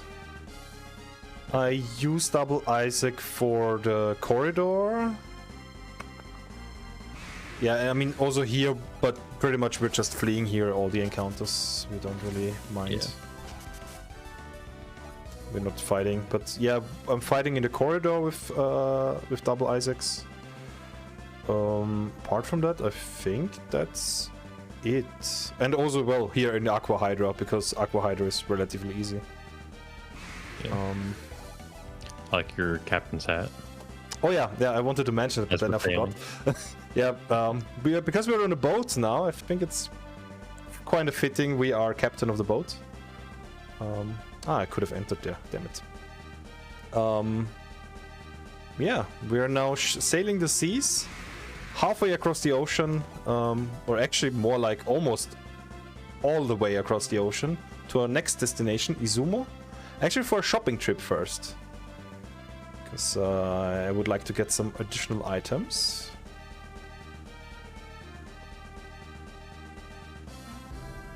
Actually, yeah, there's no Word of Life, sadly. Okay, another encounter. It's totally fine if they kill Jenna or Felix here, because that actually will just increase my odds to flee. But yeah, we cannot let it happen that Isaac dies. So I will buy a few things. Actually, I should buy these first, just to make sure that I have enough money. I'll buy some Warglows, because they increase my attack stat. I buy a Synergy Stone, because that's very useful for later. And then a little more defense for especially here, Jenna. Oh yeah, I don't have enough money. I need to sell some stuff. 8,000, that should be enough. No, no fixing. Yeah, get the full metal vest. Is gone, and instead the silver vest. And since I have a bit more, I'll just give also Sheba an upgrade on defense, because we're not using Sheba for a lot anymore. We're just using her in the fight against the Serpent, which is the next boss coming up. And actually we're not doing a fight before that, so that will be pretty much the rest of the way will just be running from encounters, because fleeing is faster on average. A very common Golden Sun meme. And yeah. I also got the festival code for Felix, so generally we just picked up some defensive items here. Oh yeah, also Shop Girl. Good point. Damn it, I forgot about it. But yeah, best girl is Shop Girl. Spam it.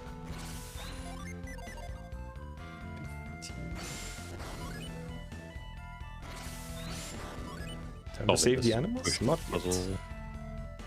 A little not intended. We can just kind of line ourselves up to get to the move to connect. Be able to move into almost our location. Oh, I forgot to hotkey retreat, of course. Oh, I will get another encounter anyways. Whatever. Oh, also that was bad, because... No, I'm not retreating here. I'm retreating through the other door. Let's go. Alright, another retreat glitch. You do have 6. Yeah, I tried to mention it to you in time. Yep, just, yeah. Well, we're back in at the beginning of Gaia Rock. Oh damn it! I shouldn't have exited, because now the puzzle is reset, right? Or maybe it's finished. If you leave the room. I can't remember. Yeah, it resets. Damn it. The room. Yeah. Whoopsie, big whoopsie. Yeah. Okay, I actually need to hotkey now Isaac's move because all the. At least that's a positive point also about having Isaac here, because Felix cannot use a move anymore when he doesn't have synergy points. So yeah, at least we have Isaac still that has move.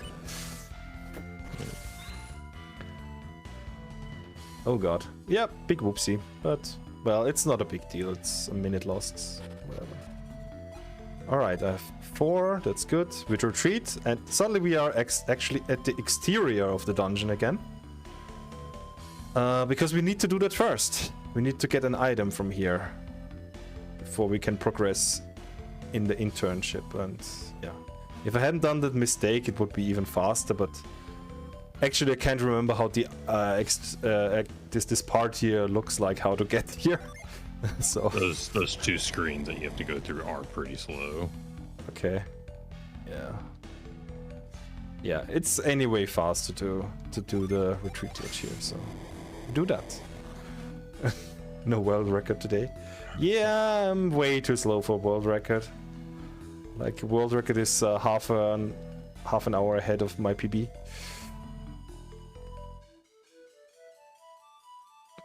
Which is 2 things. Yeah, I'm not so great at some mechanical things, but also there is some RNG involved that screwed me over quite a bit. You wanted to say something? No, I was just mentioning that Ollie is crazy fast at these games. Oh yeah, true.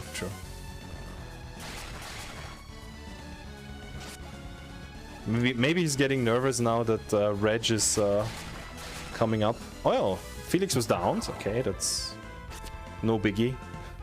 We can just revive them later because Isaac is so high on levels that he can easily get the revive synergy, and we will revive them later. When we got Isaac as well, you had mentioned when we were talking about Jin and how you can like put them on characters, but they all need to have the same amount or 1 less than the max. When you pick up somebody in the way that we did with Isaac, where he just, as long as you don't move the Jin off of him, he can stay with as much as he has. So, and he can have 4 Venus Jin to be in a class, and he's above level 19 is around when most classes learn revive. So he's level 28. 4 Venus Jin, so he has revive. A little bit at the beginning Plex that we did, yeah. But just as a reminder, it's based on your party level, and there's an algorithm, your party level and the enemy party level, and it's just your front of party as well.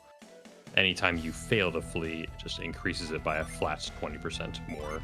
I have no idea what level 28 flee percentage. I imagine something like a 60%. Yeah, maybe 60%, because I think the encounters here are still quite high level. I think they're like level 25 or 26 even. But any failed flee will increase it by 20%. Yeah, front alive party members. Yeah, good distinction. So Felix and Jenna going down increases our front party level in that algorithm. So yeah, now I have pretty good odds to flee. Yep. And even though there are 2 Isaacs with the potentially getting AoE'd more, he's tanky and everything, so don't have to worry about damage too much. Yeah, but at least I don't fear it yet. Yeah. So yeah, we just revealed some platforms for in a moment, because yeah, this is yeah, it's supposed to be also one of the longer dungeons, but I guess also with the retreat glitch, and it's actually getting cut quite short. Also by understanding once we get to the maze, how the maze works. Because if I remember correctly, it's based on your name, on Felix's name, and yeah, it was the name was chosen in a way that this puzzle is, or like this maze is relatively short. You see, he takes like 15 damage. Here he takes, here he takes 100. Okay, maybe I should heal. He has 400 again. Yeah, there's a couple of puzzles in the game. There's I think just the 3. I can't remember if there's a 4th one, but it's the Gabamba statue maze that's Happy already did earlier. The order of the pillars and the solution for it. There's this maze that's coming up here, and then a trial road, which we won't see in this category, is also dependent on Felix's name. Here we are very rude to the serpent. So the serpent is chilling in his room, eating his food. Or its food, sorry. Its food. And we are redirecting some lights so that... yeah, let's say the cave gets brighter, and actually that makes the serpent weaker. And as stated earlier, I will be fighting the serpent with 3 lights lit. Technically you can do 4, but you never should ever fight him with 0 because he... yeah, you need I think, like, casually you cannot beat that, really, unless you're manipulating it hard. But I don't think you can if you manipulate it anyway. But he's like getting like 2 point something, more than 2,000 HP regeneration per turn and whatever. Like, yeah, it's pretty hard to try to beat. I'm pretty sure the only format that you can 0 light serpent is in the randomizer.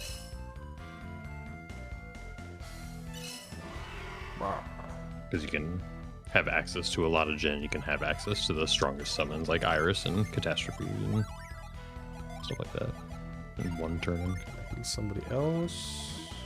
No, they're all healed. Ah, okay, well, need to move a little bit before I can do retreat glitch. Because I want to go to the maze fast, and the fastest way is to retreat glitch through this door. So here we are. Now need to pay attention for a bit because need to go the correct paths. Come on, let me go.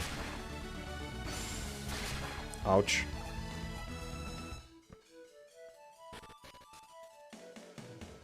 So in some rooms I will see a chest, which also helps me to yeah, orientate myself in this dungeon or in this maze. But we should actually be through it in just a bit. If I do this correctly, yes, this is the second chest. And now just 5 more rooms. Second up. Third up.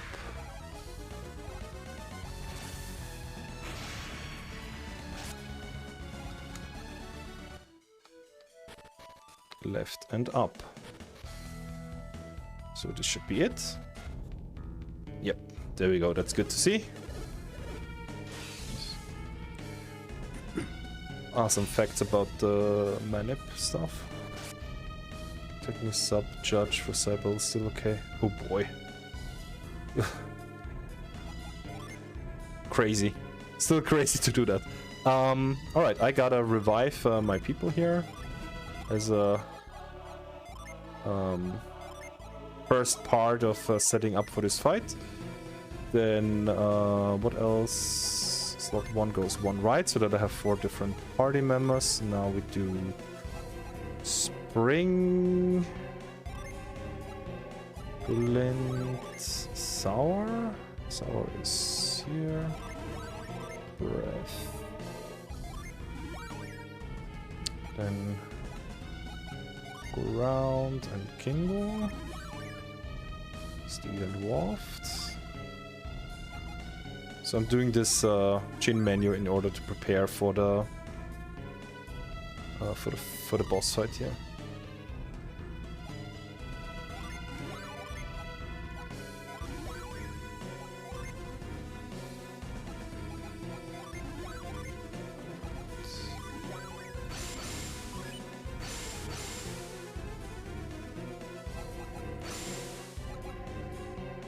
Ah, this is wrong. There's Flint, there's Flint. So as you can see, a lot of the Jinn are on standby and only a few are set.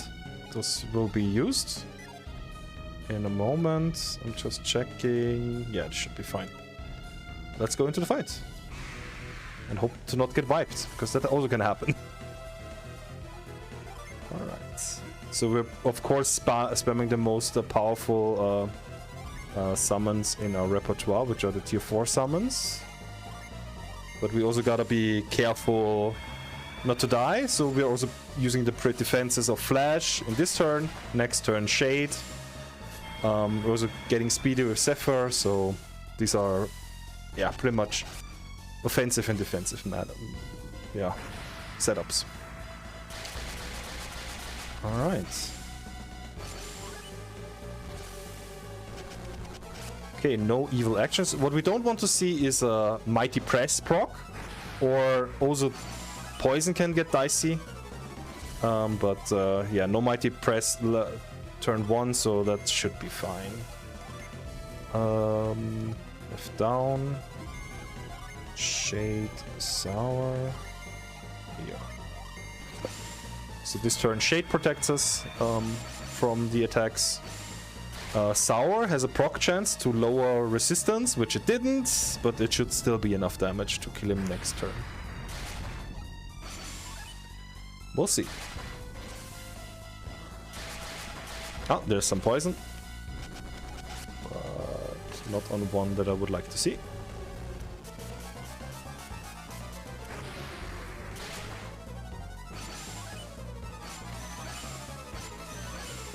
So actually we recover some Jin. And I change back to Shiva because she was boosted by Thor in the first turn, which was important for now dealing enough damage with the rest of the Jin here. Let's see. Maybe whatever. So we should outspeed here anyway, so let's go down, Serpent. Nice. Perfect. So that was a good fight.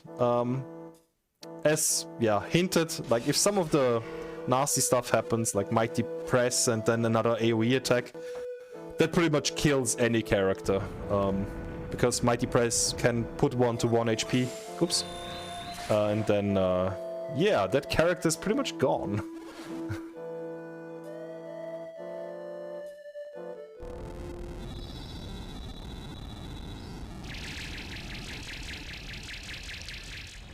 The big reward of this is getting sand, which is needed for, yeah, some puzzles soon. And, yeah, also to get to the, what is it called again? The sentinel in a bit. Okay, actually, I'm gonna heal him as well. This is fine. Left. There we go. And oh no, I can't do that yet. Let's retreat.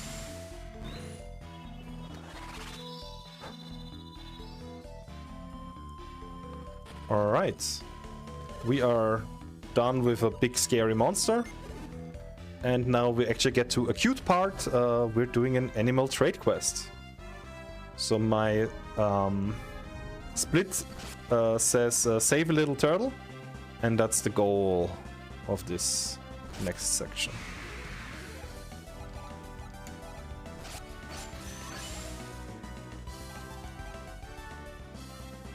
There's still some Jin returning to us from the fight with the serpent, but yeah, that will stop in a moment.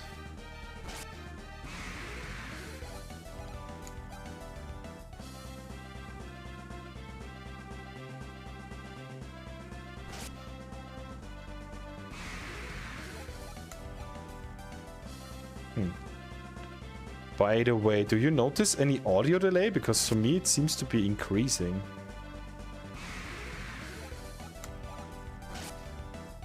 Something is weird with the capture.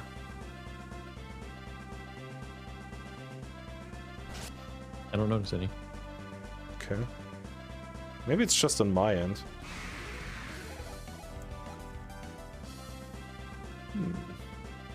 So I should do that. Or actually, this is better. So I actually want Felix to go down by yeah, before I enter the next dungeon, which will be tricky because Isaac, I said Felix should go down because I need that for the setup of the sand glitch. But for now, it looks a bit unlikely.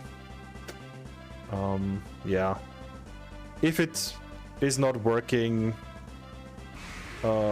here with the encounters here. Ah, there we go. That's a good chunk of damage. Then I might just grind a little bit for encounters in the dungeon with the sentinel to bring him down. The how's it called? Sea of Time Islet, I think. Yeah.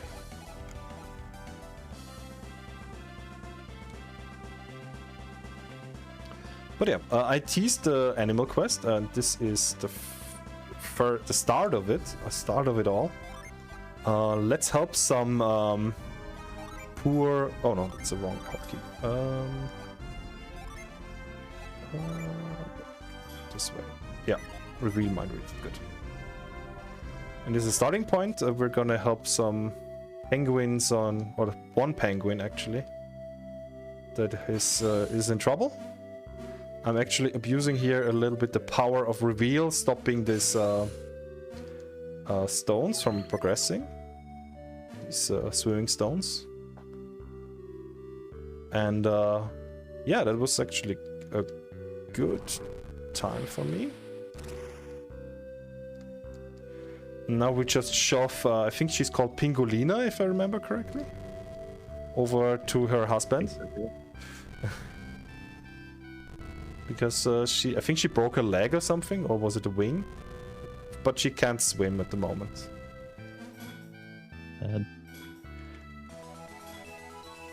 And as a reward we get a pretty stone, and actually I want to show you that after we left they are now having fun together and running around.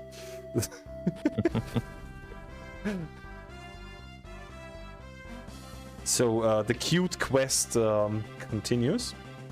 We got a pretty stone, so we're gonna help the next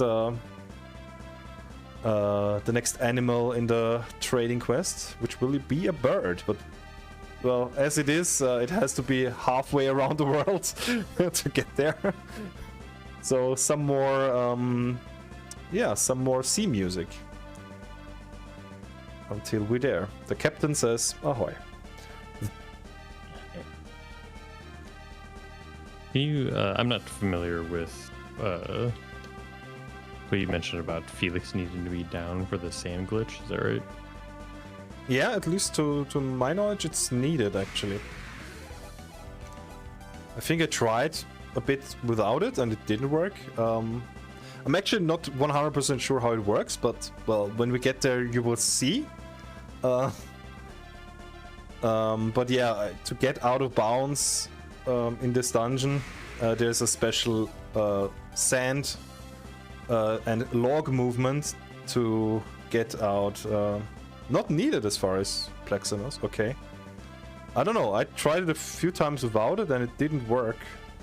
So I guess it must is a prerequisite, but maybe it's not. We can try. We can try anyways.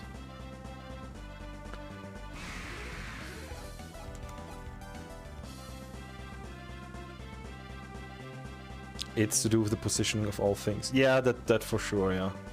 That I noticed, yeah. Oh, an encounter just before. Alright, oh, that's it. So, Pretty Stone goes to the bird in this dungeon. Or dungeon, in this islet. Yeah, let's do this. So you can see the bird actually on the top right already. But to actually make it yeah, talk to us, we need to be in a certain position at the nest of the bird.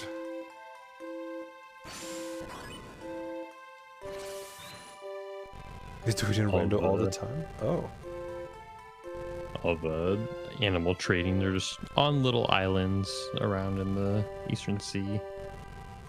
So sail around and find them all.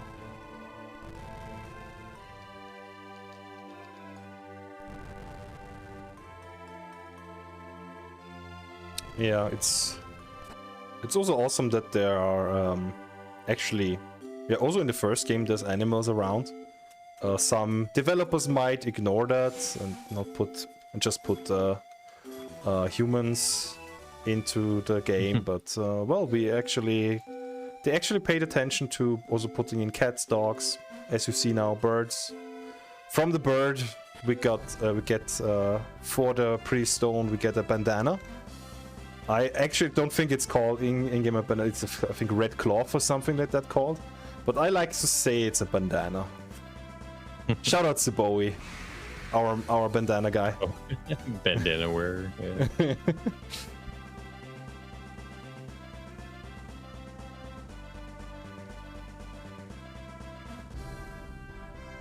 So now we need to dress up the cow. Where's the sand? Sand is here. And yeah, let's talk to the cow. The cow wants the bandana.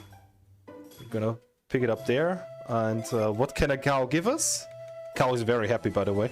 Cow gives us some milk. Moo! Milk with a bottle. Yeah, in a bottle actually. Don't know where she picked up the bottle, but yeah. We got some milk in the glass.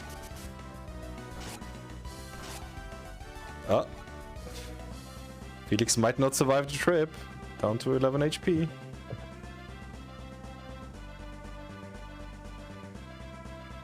But we have a bottle. We must be doing what's it in the Zelda glitch? The reverse bottle something. I'm not too familiar with a lot of Zelda speedruns. I guess. Might be. Yeah. But yeah, we are closing in on the end of the trade quests. Just 2 more. This is 1 and then another one. So we find out that this little guy here, this little doggo, likes to have some milk. He's very interested in it, so we give it to him, of course. And yeah, as a reward we get little turtle. So this is open to interpretation. I'll say this beforehand. I tend to think that the dog was holding the turtle hostage, little turtle hostage, and he's actually the evil guy. But you could also argue that maybe he was just keeping it safe from harm. Whatever you think, yeah. We got the little turtle from a dog. Maybe we don't need to question it that much further. And dogs can totally like milk too. It doesn't have to be cat. Yeah. Reverse bottle adventure. Plexa dropping the Zelda speedrun knowledge. Turtle is evil. That's another theory, I guess. Luring us to a dangerous little island. Oh yeah, that for sure, yeah. I could do this to reset the encounter steps. Keeping everyone else safe.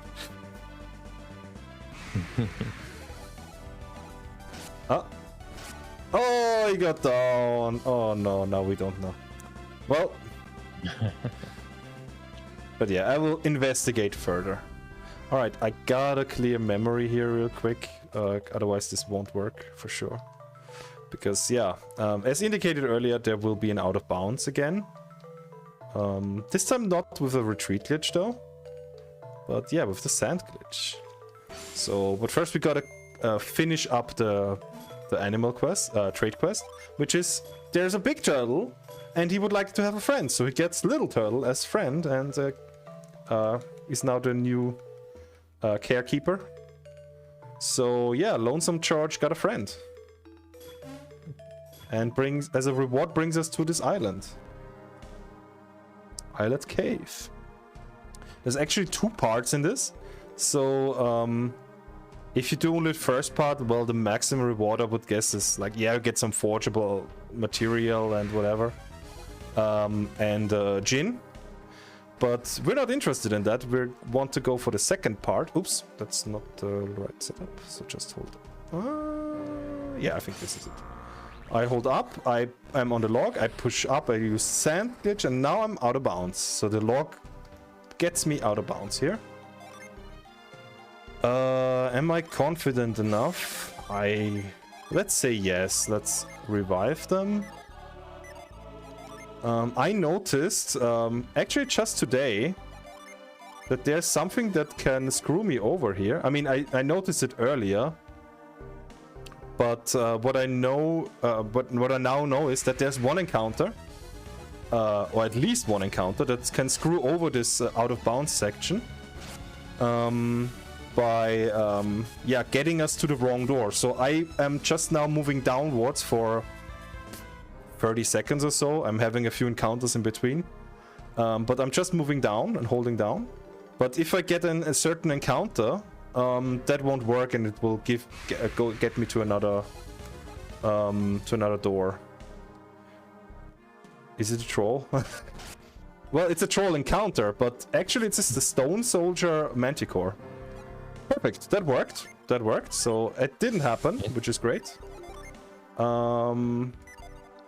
Actually, no, I save afterwards because I want to save in the corridor. But first, let's do a menu. So this goes to Sheba. Flint.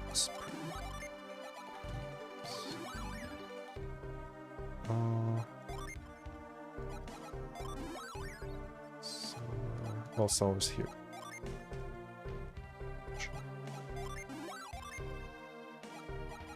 And this part that we are in now, in what is quickly called the corridor, is a very end game part of this dungeon. It comes after you get the Synergy teleport, which you only get halfway, 1/3 of the way through the final dungeon, the Mars Lighthouse. So we are very, very underleveled here. Even Isaac is a little underleveled to handle this stuff. All right, I'm good to go. So actually, we'll save here as a backup. This looks like dungeon design. Yeah, exactly. Dungeon design, yes. Oh, thankfully the first encounter is an easy one. I will. Oh, yeah. Before I forget it, I need to change it to Pierce. Thankfully, it's an easy one. I'll just do this as a backup. Ground.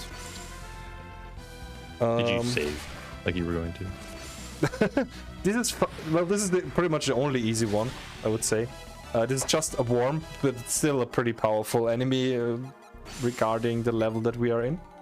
But yeah, there's much more juicy one. You wanted to? Sorry? Ooh, no, I got. Did you save like you wanted to? Yeah, I saved. Okay. This is a juicy one though. 2 birds. They have 3 actions, and they tend to do stuff that costs a lot of time, like supernova, pyroclasm. Lots of pixels or frames are lost during these attacks. They also tend to run away, like doing 2 attacks and then run away. Yep, there we go. 1 is gone. Bye bye, bird. So yeah, we kind of have to do flash always, and then we can actually outspeed them. Actually, I will just ground for safety, but yeah, I don't need to do a judgment like indicated in this one. They also give a ton of experience, so that's the second time I will lose a lot of time in the bird fights. Because yeah, they give a ton of experience and we get a ton of level ups because we're under-leveled. Oof. Dragon and bird. Oh, yeah, it's a ridiculous amount of experience. I think it's something like a lot of these other high-level enemies, they give something like 7,000 experience. I think each of these Wonder Birds gives 15,000 plus experience. Something silly, yeah. A lot more than the other enemies in this dungeon. Or a lot. Quite a bit. Quite a bit of experience compared to the others. Oh, no, 8,000. 8,000! Still a lot. But it's still a lot. And it runs. So now it's just a single one. Then I can do echo, defend, cannon. Should be safe.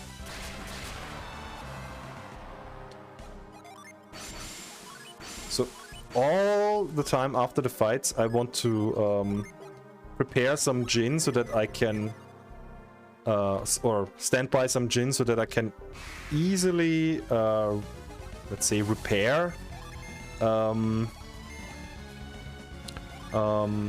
the situation with an echo. Oh, I didn't do flash and now I'm outsped. Whoops. Actually thought I would have gotten already enough level ups. Never mind. That was actually not a good idea to not use flash there. Well, good thing I didn't get punished. Okay, I should learn from that, so now we do flash. Just in case we get outsped. Okay, this time I'm faster, it seems. Oh, I'm just faster than one of them. Okay. You do have, I think this is how it works with Isaac being 2 is... Plexa might know, or maybe you do, Happy. Since you have Isaac twice, he doesn't keep his same agility for both actions. Yeah, but I don't know exactly how that works. It might be similar like with bosses, because bosses, they also don't have multiple agilities, but the first action is at their top agility or top, like the normal agility, and then they are somehow prioritized. Is it half or maybe 1/3 lower? I don't know. But it is, yeah. It is somewhere adjusted.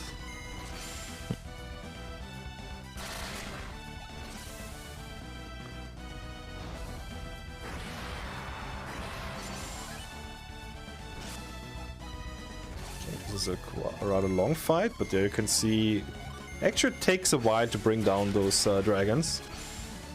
Also, what we haven't seen is yet the Druge. The Druge also take a long time.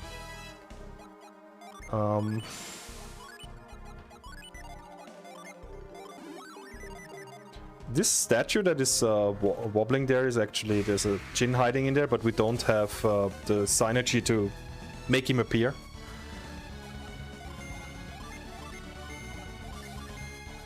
What does it make sense? It works like Kite. It's as if Isaac had Kite on every turn. Ah, yeah, makes sense. Yeah, makes sense.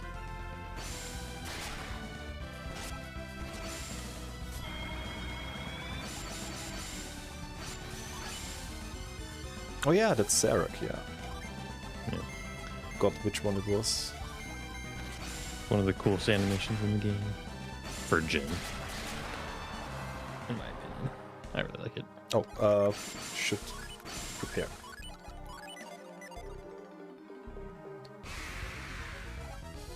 Oh, there we have a Druge. It will take a while. This is also long fights. But the Druge have a lot of HP. And they also like to kill time, like with Mega Cool. Thank you. Showing it off. More like Mega Dumb.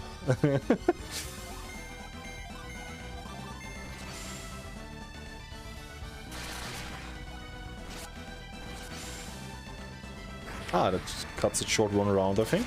Yes, perfect.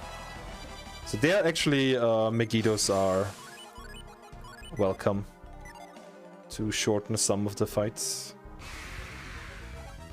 Ah, it's the same fight all over again. Question is, do I remember? I think it was an attack. Yeah. So here you can profit if you learn all these encounters by heart, but they are actually very similar. Still, I don't know everything by heart here, so... this was attack, defend... Yep. What's the defend? Defend, attack, and ground. Welcome in, Raiders! Thank you for the raid, Ryan.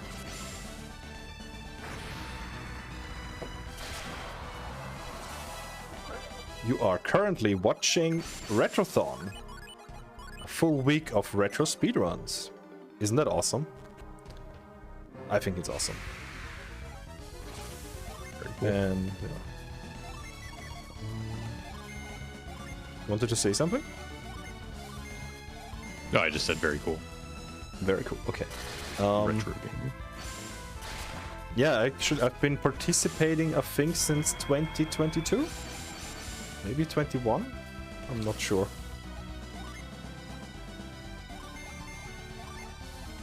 Cannon, yeah, that should be it.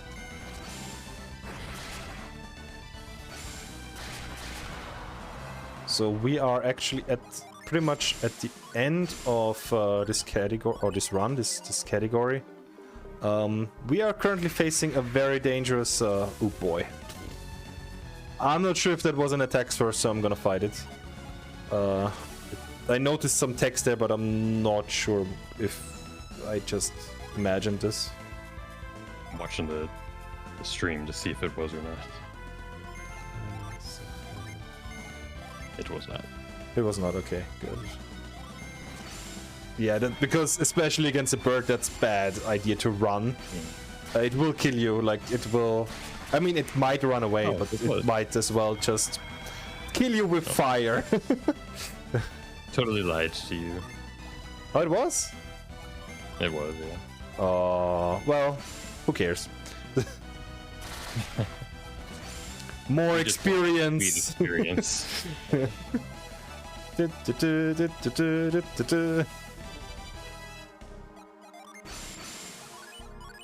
It's for safety. Yep. Oh, 2 dragons again. Oh no, it's what is attack?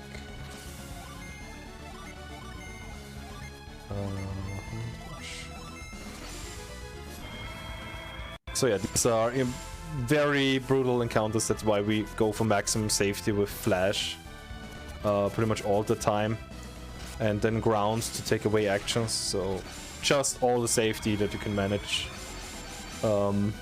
bring up here, and when you need it, you do judgments.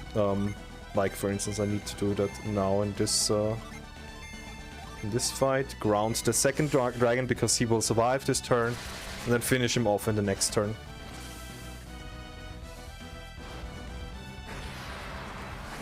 And all of this just to get to the sentinel.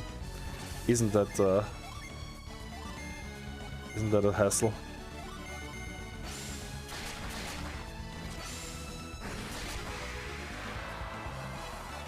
Oh, we got another rainbow kill.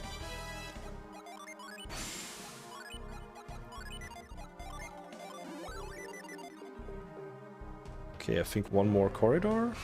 Yep.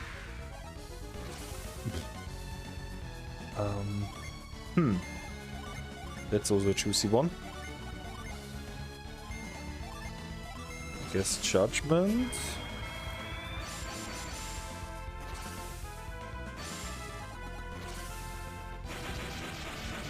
Judgment, death, attack, ground. Okay. I don't know. I don't think you have a way, or how much it might actually matter. Oh, demon. Oh no! I can ground this turn. I will ground this turn. This should be fine. Demon Eye move, I think. Oh yeah, if that happens, I think I'm just dead. Yeah. Could be real scary. Actually, I'm not trusting this, that this is enough damage for the Druge. But yeah, Demon Eyes Doesn't it have also a second? It is not enough. I was just thinking about it's haunting whoever you're going to use judgment on. That's being scary in Sentinel fight. Okay, apparently my notes are a bit wrong in this encounter. Because they couldn't kill it off the way I was supposed to be.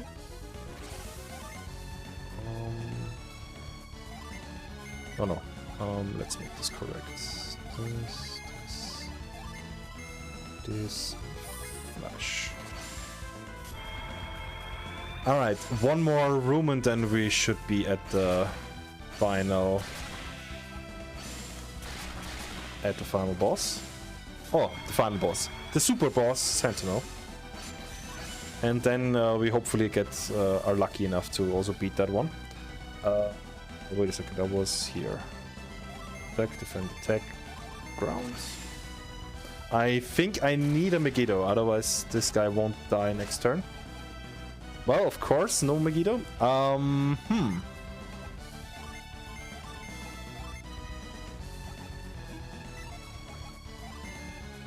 Well... Oh, no, wait a second. This is... No. This is different. Cannon. Oh, I can attack with you and Judgment. This way he should go down. But the sad thing is, since Judgment is now missing, the next encounter might be tricky. Because I won't have a Judgment for the next encounter. You get encounters here very fast. Yeah. Oh boy. Okay, this will be juicy. Okay, usually you do attack. So far.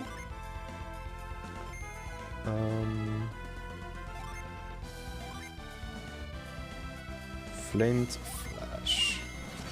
Then in the second turn I should do Judgment, which I can't do. So I have to go freestyle here a little bit.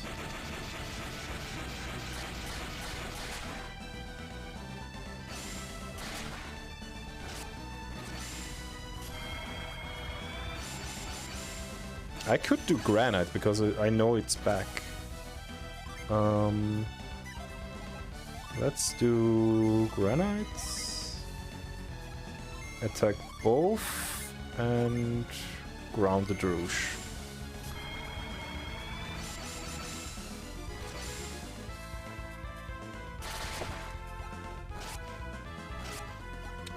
No Megiddo. Would have liked to see that.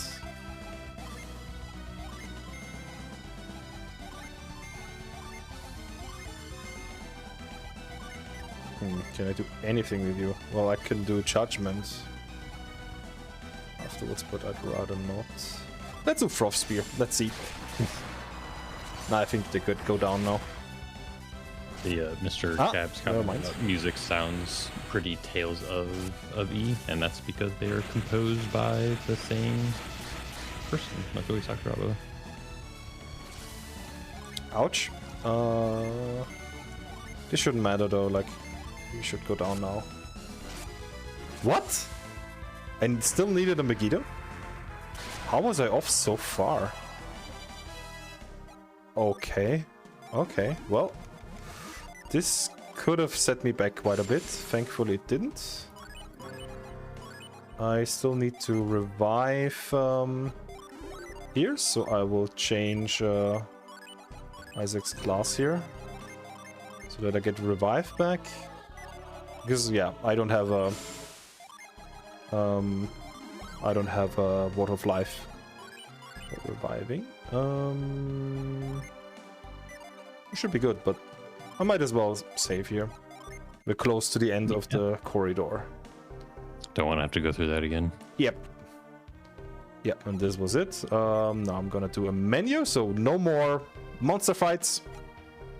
This time it's the only thing is separating us is the sentinel. I am healed, so I don't need to heal again. I'll just have to move one slot to the right. Ring Guardian Ring goes to Jenna because we won't use Sheba in the fight. And Psy Crystal on Isaac because Isaac will be the healer for this fight. Our main healer. So let's distribute some Jin to have the optimal setup. So we're gonna change, as I said, we're gonna change Isaac into a healer, which means that he needs the Mercury Jin, most of the Mercury Jin, or all four of them. Actually, we give this to you, and then Kimbo, Cannon, Shade.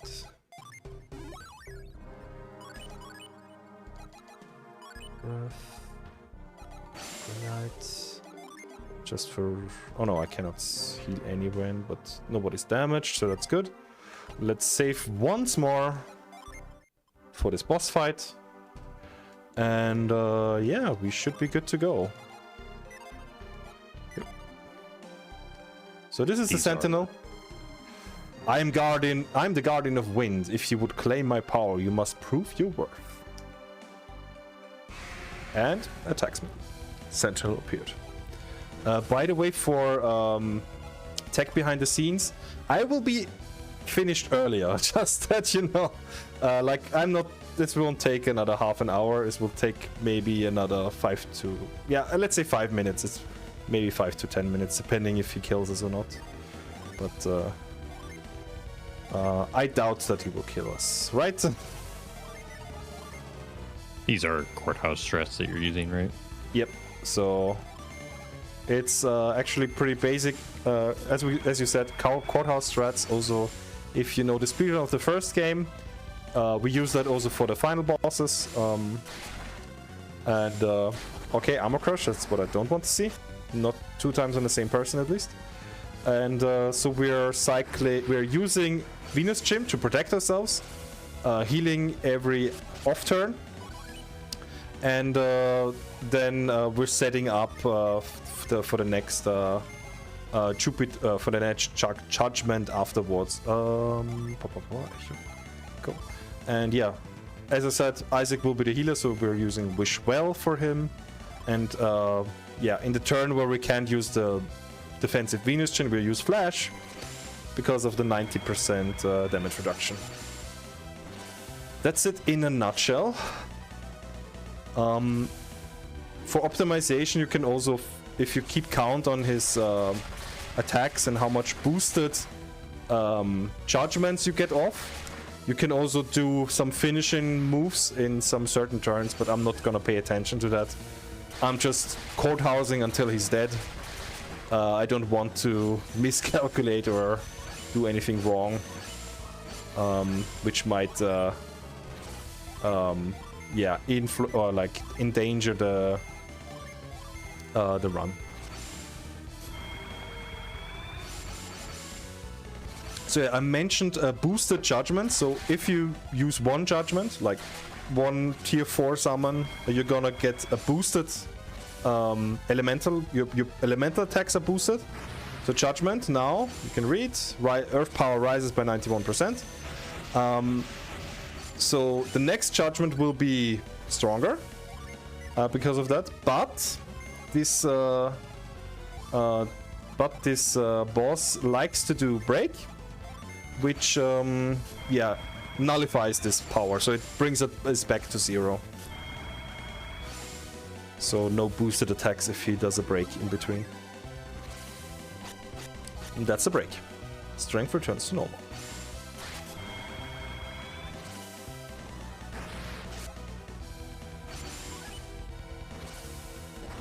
So yeah, if you for maximum speed you would like to see no breaks at all, but sometimes yeah, that also means though that it might be a more dangerous fight, that he does more damaging moves.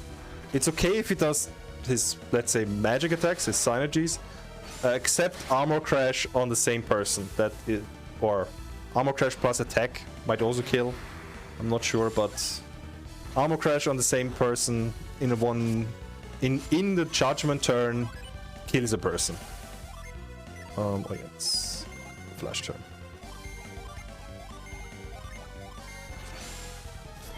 And yeah, that's pretty much it. Let's hope that does not happen, and we're gonna kill him off quite soon.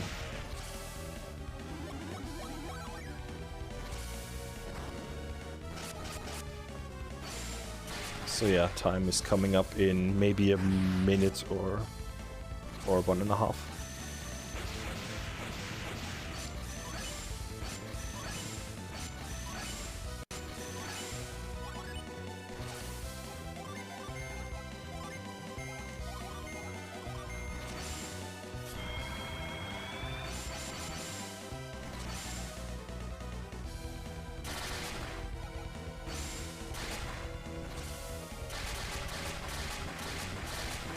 What's my PB? My PB is 2 hours, 58 minutes and something. So yeah, I'm relatively close. Oh no, 59 minutes and something. I just realized. 59 and 46, 48 I just see. But yeah, I'm now about, yeah, 4 minutes slower or so.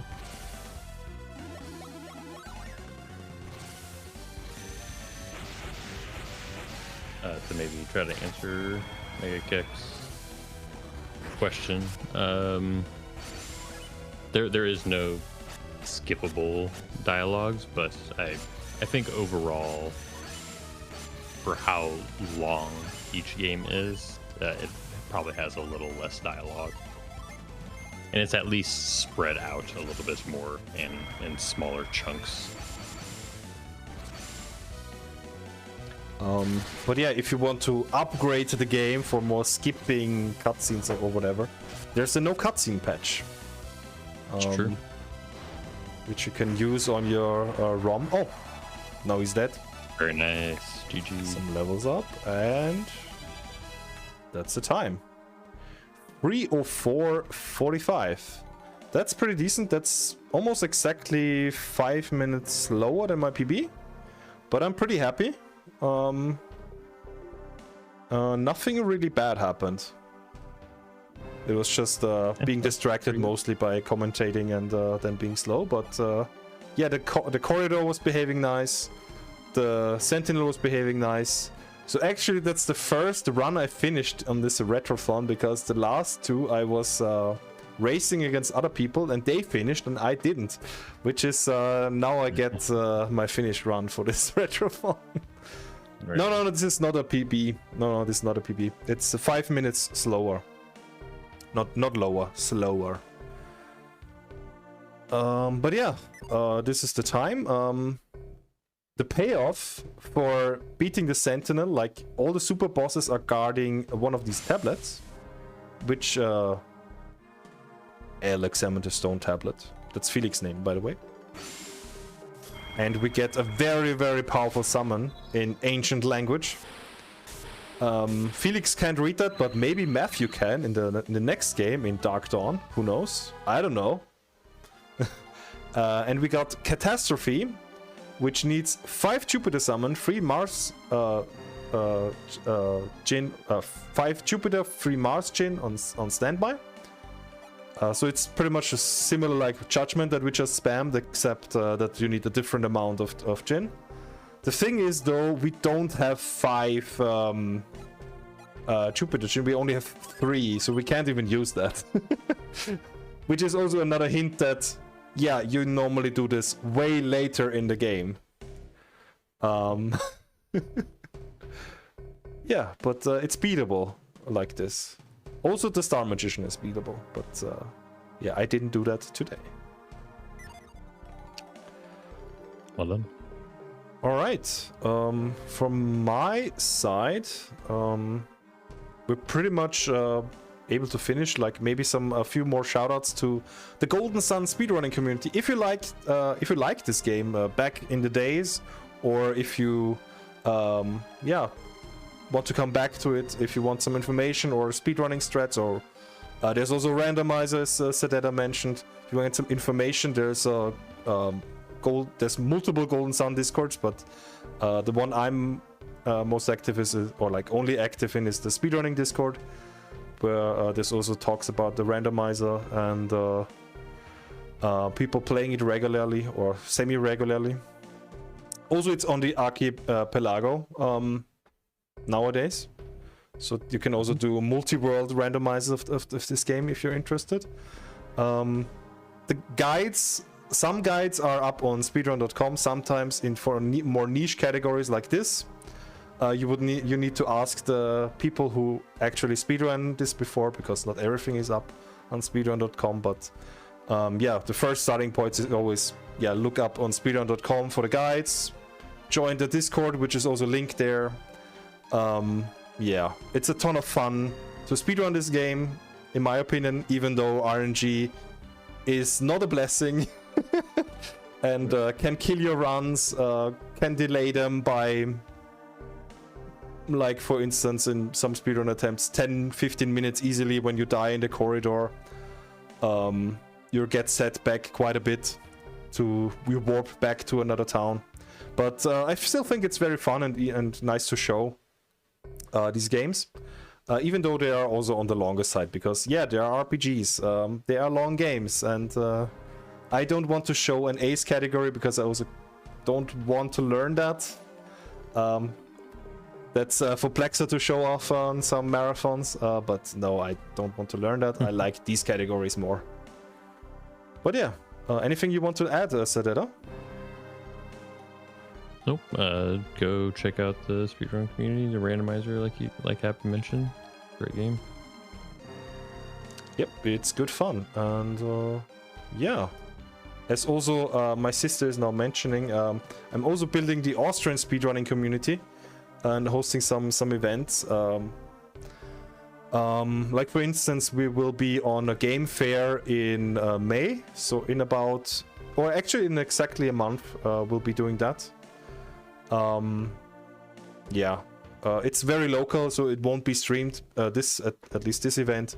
But if somebody is Austrian and somehow watches this run and stayed until now, if you want to reach out to the Austrian community, yeah, you can contact me. I am probably somehow linked in this on this VOD as Happy Camper, and yeah, you can find me in the Golden Sun Speedrun Discord or also on speedrun.com. I am available for your connecting needs if you want to. Alright, with this, yeah, I'm done. We can go into a transition if tech is ready, if they paid attention. I am not aware how it's going, but we will find out shortly. Have a nice break and have a nice next run, which actually I forgot which one it is.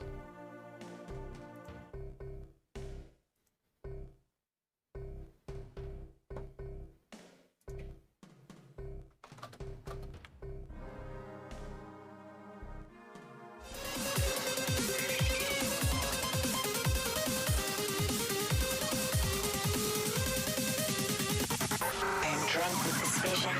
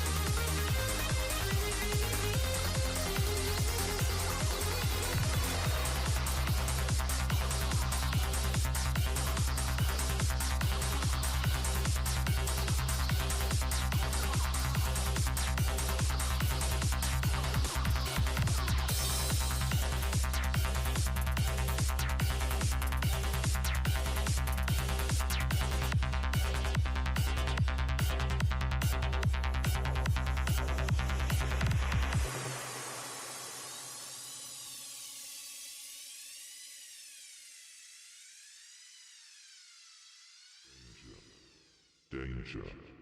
Danger.